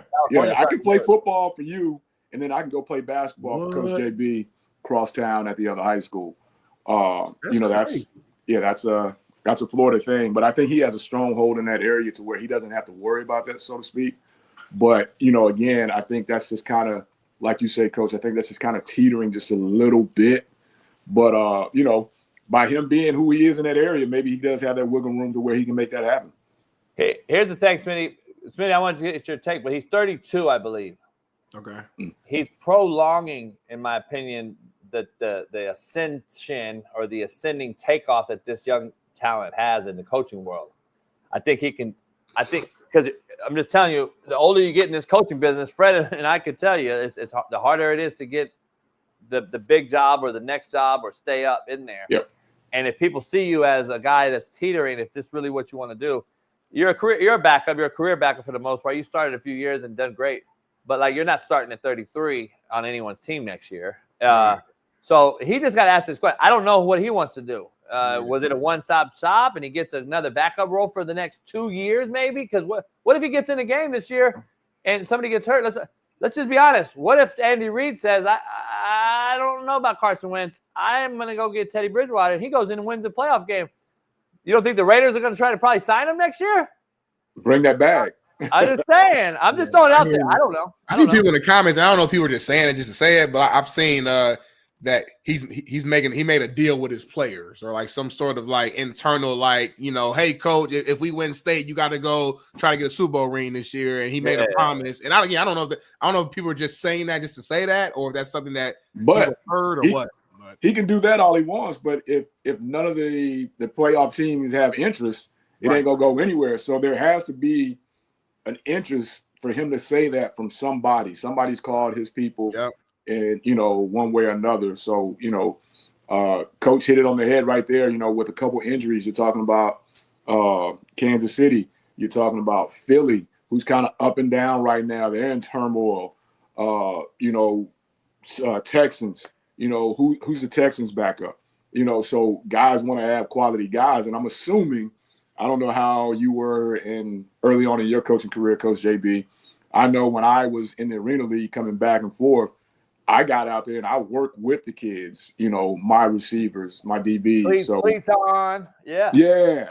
So, you know, and my cleat's still in the trunk, Smitty. So, you know, it's nothing to pull them out. So I'm sure he threw some 7-on-7s. I'm sure he kind of worked out, you know, was still throwing the ball, so it's not completely rust. So, I mean, I'm sure somebody's called him in that situation. I mean, are the Dolphins calling him? Right there in Miami. They have a chance to get in? No, I don't think so. I think they're eliminated if they lose this week. I don't know. But I'm just saying, I don't know. Tyreek Hill wants out now. Apparently, rumors are out there. The Chargers did lose, though. So the Chargers, I think they could they could get in over the Chargers potentially. Them and the Bengals. I think them and the Bengals have to they win out basically, and they need some help. I know Cincinnati has to win out.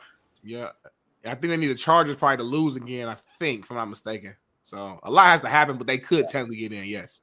Smitty, let's move to Michael Vick with Coach Fred. Let's get into that real quick. Let's do it, man. Coach Fred, Coach Fred, we'll go with you first. Michael Vick, you know, got hired as our Norfolk State's new head coach. Never coached before. You heard our debate, but like you said, we want to hear from you, man. You're in the mix right now doing it. So just what's your reaction to this news? You think it's a smart hire, bad hire? Is it unfair? Just what's your initial thoughts? It's a very smart hire for Norfolk State because of who he is, where he's from, where they're located. Very good on their part. I don't think it's a really smart hire just because, I don't know if Michael understands what it takes to be in this business. I don't know if he understands the time that he's going to have to put in to get the program off. Just listening to your rant earlier when you were just kind of dragging me all over the place, saying that I was going to agree with JB. This is a program that's kind of been bottom feeder, middle of the pack. So I think they feel that he could come in and bring the Deion effect, but there's only one Deion, and there may be, and I know how influential Mike is to the culture, to the game, but he don't bring that same spark. I think the only person that could bring that same spark as a Deion would be a Ray Lewis. You know what I mean? So, again, guys that's been in the business, and I'm all for first-year head coaches. Guys have to get an opportunity to become a head coach. Nobody's born a head coach, so to speak. Somebody gave Bill Belichick an opportunity to be a head coach. There's a lot of guys that are in line that are really, have really done well in this sector of football that are guys waiting to be first-year head coaches. Michael Vick just happens to be who Michael Vick is. For me, I don't like it on that side of the fence because there's a lot of guys that have put in the work to do this, man, that are really good at all facets of the game, whether they're offensive guys, defensive guys. They know how to recruit. They understand the time you have to put in game planning, off-season, what that's going to look like, what your off-season recruiting is going to look like. All those things. I just don't know if Michael was a hell of a football player at Virginia Tech, but did Michael really understand what Coach Beamer and them were doing behind the scenes? And is he ready to put that kind of work in? That's just my whole take on that. I hate it for the business. Great for Mike, not hating on Mike, do your thing. But at the end of the day, the business part of it is kind of disappointing because who else did you interview? You know, who else? There's guys in your league, in the MEAC, that are doing a hell of a job. The DC at Morgan State. Morgan State has kept people under 18 points a game for like 3 years. You know what I mean? Under 18 points a game. Now, they can't score, but he's holding it down on the defensive side. That's a guy that should have got an opportunity. But, again, Michael Vick is Michael Vick. Wishing him luck on that. So, yeah, I am agreeing with Coach Smitty, but that's why I'm agreeing with him. Yeah, it's good. I mean, I understand that's again. Is that me or Smitty? That's Smitty. Oh, Smitty cut out like a motherfucker. Hear me? Nah, you're blurry and cut out. Fred, Smitty froze. They keep asking about Dre Bly in the chat. G Wizzle, who's hard up about Dre Bly. I didn't even know Dre Bly. I thought he was coaching with the Lions, wasn't he? Yeah, I thought that's where he was. Now I think I saw him. He was at Charlotte. I didn't even know he was at Charlotte, and I don't know where he is. Good player, but I didn't even know he was coaching. So obviously he must not be too good of a coach because I have no idea. I didn't even know he was coaching. So I have no idea, G Wizzle. I couldn't tell you if he's a good coach. I think Dre got his start years ago as a GA at North Carolina.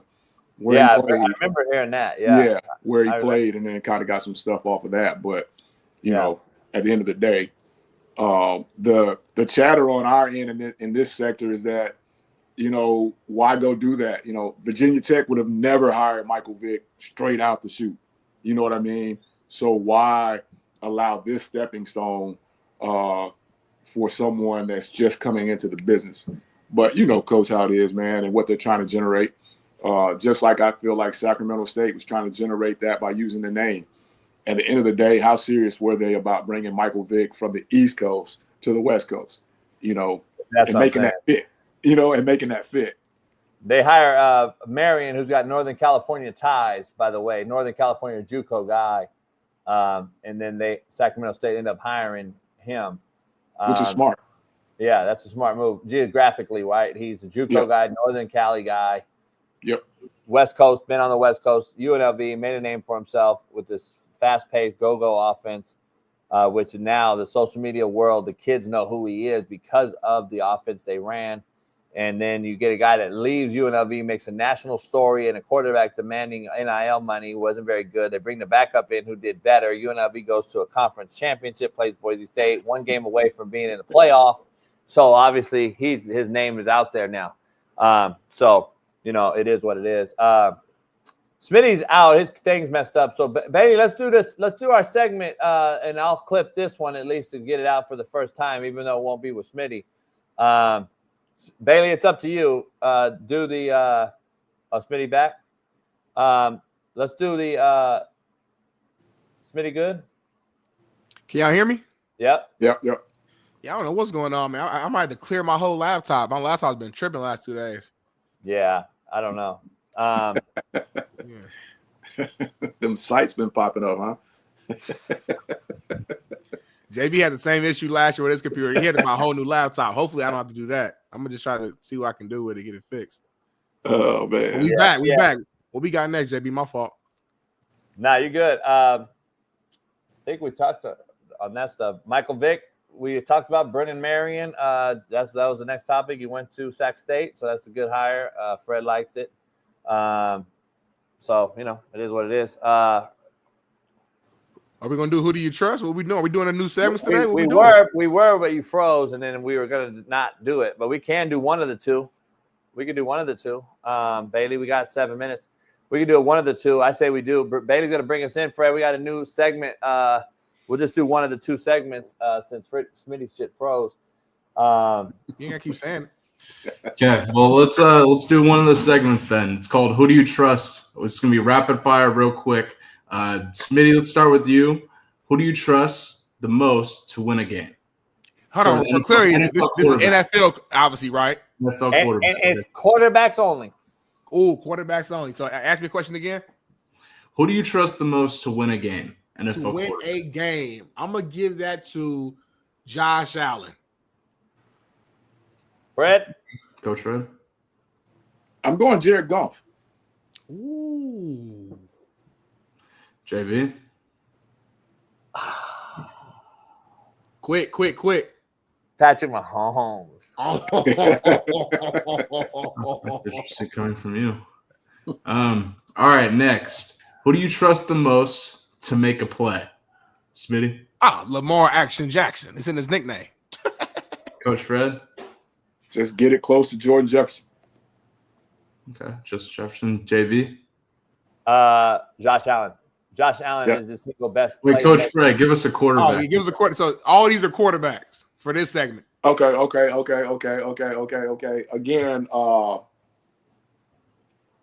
I don't want to go with the same guy, so I'm gonna go with the guy that's throwing to Justin Jefferson. Sam Darnold. Okay. I'm going Josh Allen. Josh Allen's the single best playmaker right now, in my opinion. All right.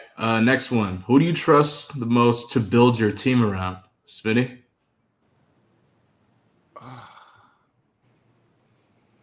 I'm gonna go Patrick Mahomes. Coach Fred? Oh man, I like that kid CJ Stroud. Ooh, okay. That's a good one. JB?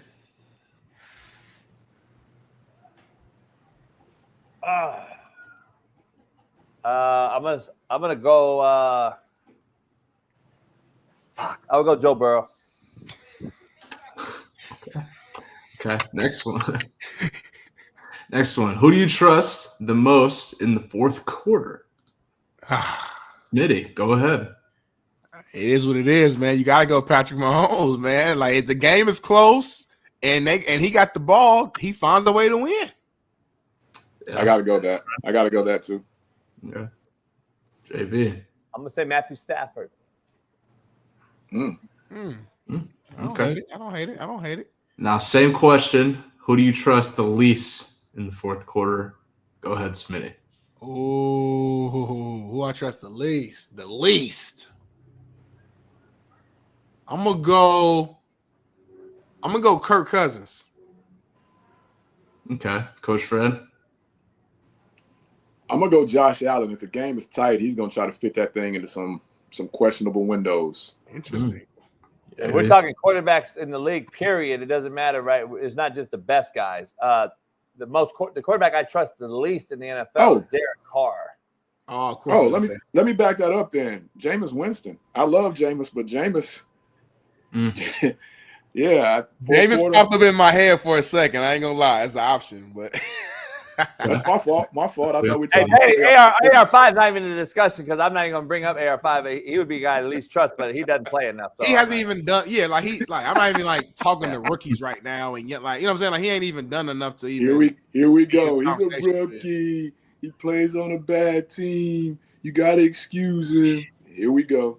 Then none of us named rookies for any of our answers. Or I know he's not a rookie, but in essence, he almost did because he didn't play that much last year. So I'm saying I'm not gonna name Bryce Young. He's second year guy. I'm not naming Caleb Williams. I'm not naming none of these little young guys who's figuring it out. So don't bring up AR5. I'm not. Hold on. I went at AR5 on this show, and you probably didn't. Yeah, and now you love AR5 again. All right, last one. Who do you trust? Jump back on. One more. Who do you trust the most to make one throw? Smitty, go ahead. Ooh. Who do I trust to make one throw? Easy. One throw. I'm gonna go with Joe Burrow. Okay. Patrick Mahomes. He always does it. Okay. Yeah, if you want to throw a bubble screen, Matthew Stafford. Matthew Stafford, easy, hands down, best ball spinner in football. Matthew Stafford. As much as I love Matthew Stafford, though, be real. He be throwing them picks sometimes too, though. Like out the blue, he'll make some dumb decisions because he trusts his arm so much. I'm not making one throw though. One throw, you know damn well you can't go wrong with Matthew Stafford making one throw. I thought about that too. I thought about that. Well, there you have it. Who do you trust? Brought to you by Bet US. Bet US. I don't know about Fred. I don't know about Fred. Look at Bay. Fred. I don't know about Fred. Bay, but yeah. I love it, man. Hey, That's man, good. before we get out of here, man, Coach, you had a segment I watched the other day with Coach Weddle, and he had a good take, and I just want to ask Smitty, you know, at times you revert back to your player ways. What days is the realest show on planet Earth? What day? It's Monday through Friday. What time? 6 to 9 a.m. Pacific time. How in the heck do you manage to schedule doctor's appointments during your time with the real Coach JB show? Because I have to. That's like you know what time practice was every day. Yeah. At ball. What time did y'all practice at Ball State? Well, we had to be there for film. Like, it was like 2:30, I think, is a film started, or 3. I think like 3 o'clock film, and then we go straight into practice. Right, but you knew this was happening. Yep. Okay. So scheduling anything with your tutor or your advisor, anything like that, you knew that block of time that you couldn't do that, right? Yep. Okay, so Monday through Friday, the time slot allotted for the realest show on planet Earth. Yep. There was no other time or day that you could do that doctor's appointment. Because you got to, because I think I heard earlier on the show that you said next week you were taking a couple days off. We're taking Christmas off as a unit. We agreed to that. And I said, don't be surprised if I'm not there on Christmas Eve, is what I said. Okay. So I'm just trying to figure out the doctor that you visit after 12. Mm-hmm. What time do they close? Are they closed at 12? I mean, do they work till 4? They run. I think they run through 4 or 4:30. I can't wait to rebuttal. I cannot wait. I'm just asking. The coach in me wants to ask you, just like Coach Weddle, like, dude, you know what time practice is every day. Yep. Why would you allow your mom to schedule you to go to the dentist during this time? So I want to know, why would you schedule your doctor's appointment during showtime? That's great just question.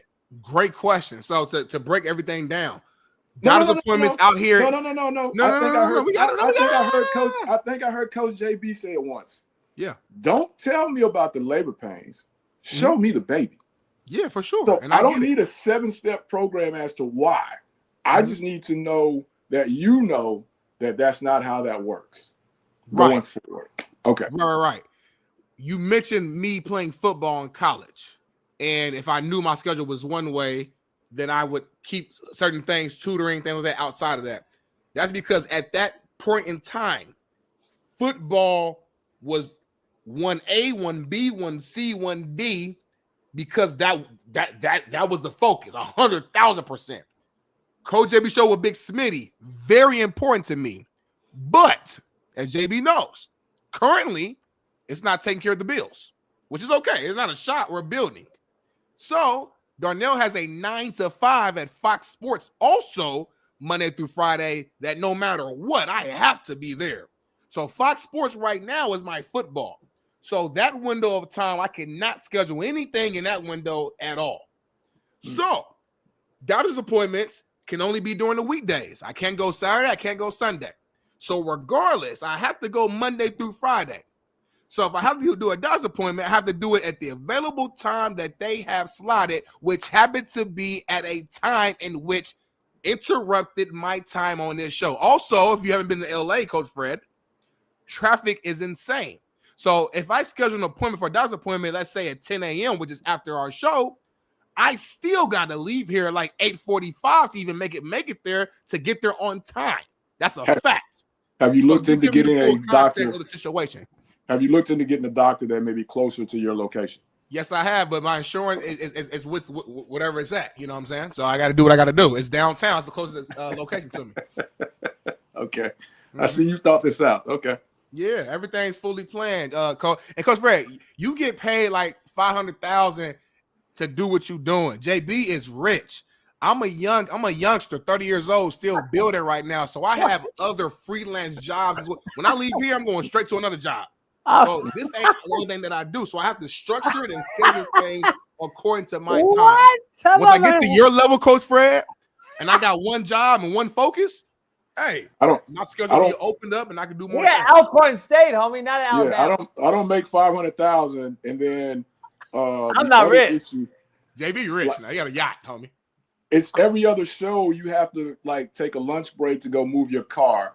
I've been wanting to ask you about that, but since we're on the topic, yeah, you know, I don't understand that part. So in LA, we have something called tandem parking spots in certain buildings. So we have a tandem parking spot, which means either I block my wife in or my wife blocks me in. My wife is a nurse, a night shift nurse. She works 12-hour shifts, 7 to 7, grinding, helping cure people, helping save lives. So when she gets off in the morning, she's exhausted. So what I do, I'm thinking ahead, knowing that I have to leave here. When the JB show is over, my wife is already laying down. So instead of me having to go downstairs, get her car keys, back her car, move this side, move my car back, put her car back, doing all that, I'm like, you know what? Let's be smart. Let's think smarter. So I move my car to the street or outside in the front for just 1 hour, which I'm able to do without getting a ticket. She pulls up in the morning when she gets off, which she just did. She parks. So now I can leave without her having to, hey, baby, can you come with your car for me? I don't want to interrupt my wife's sleep and her rest after having a 12-hour long night shift. So I'm thinking about my wife. That's what I get it. My wife's a nurse as well.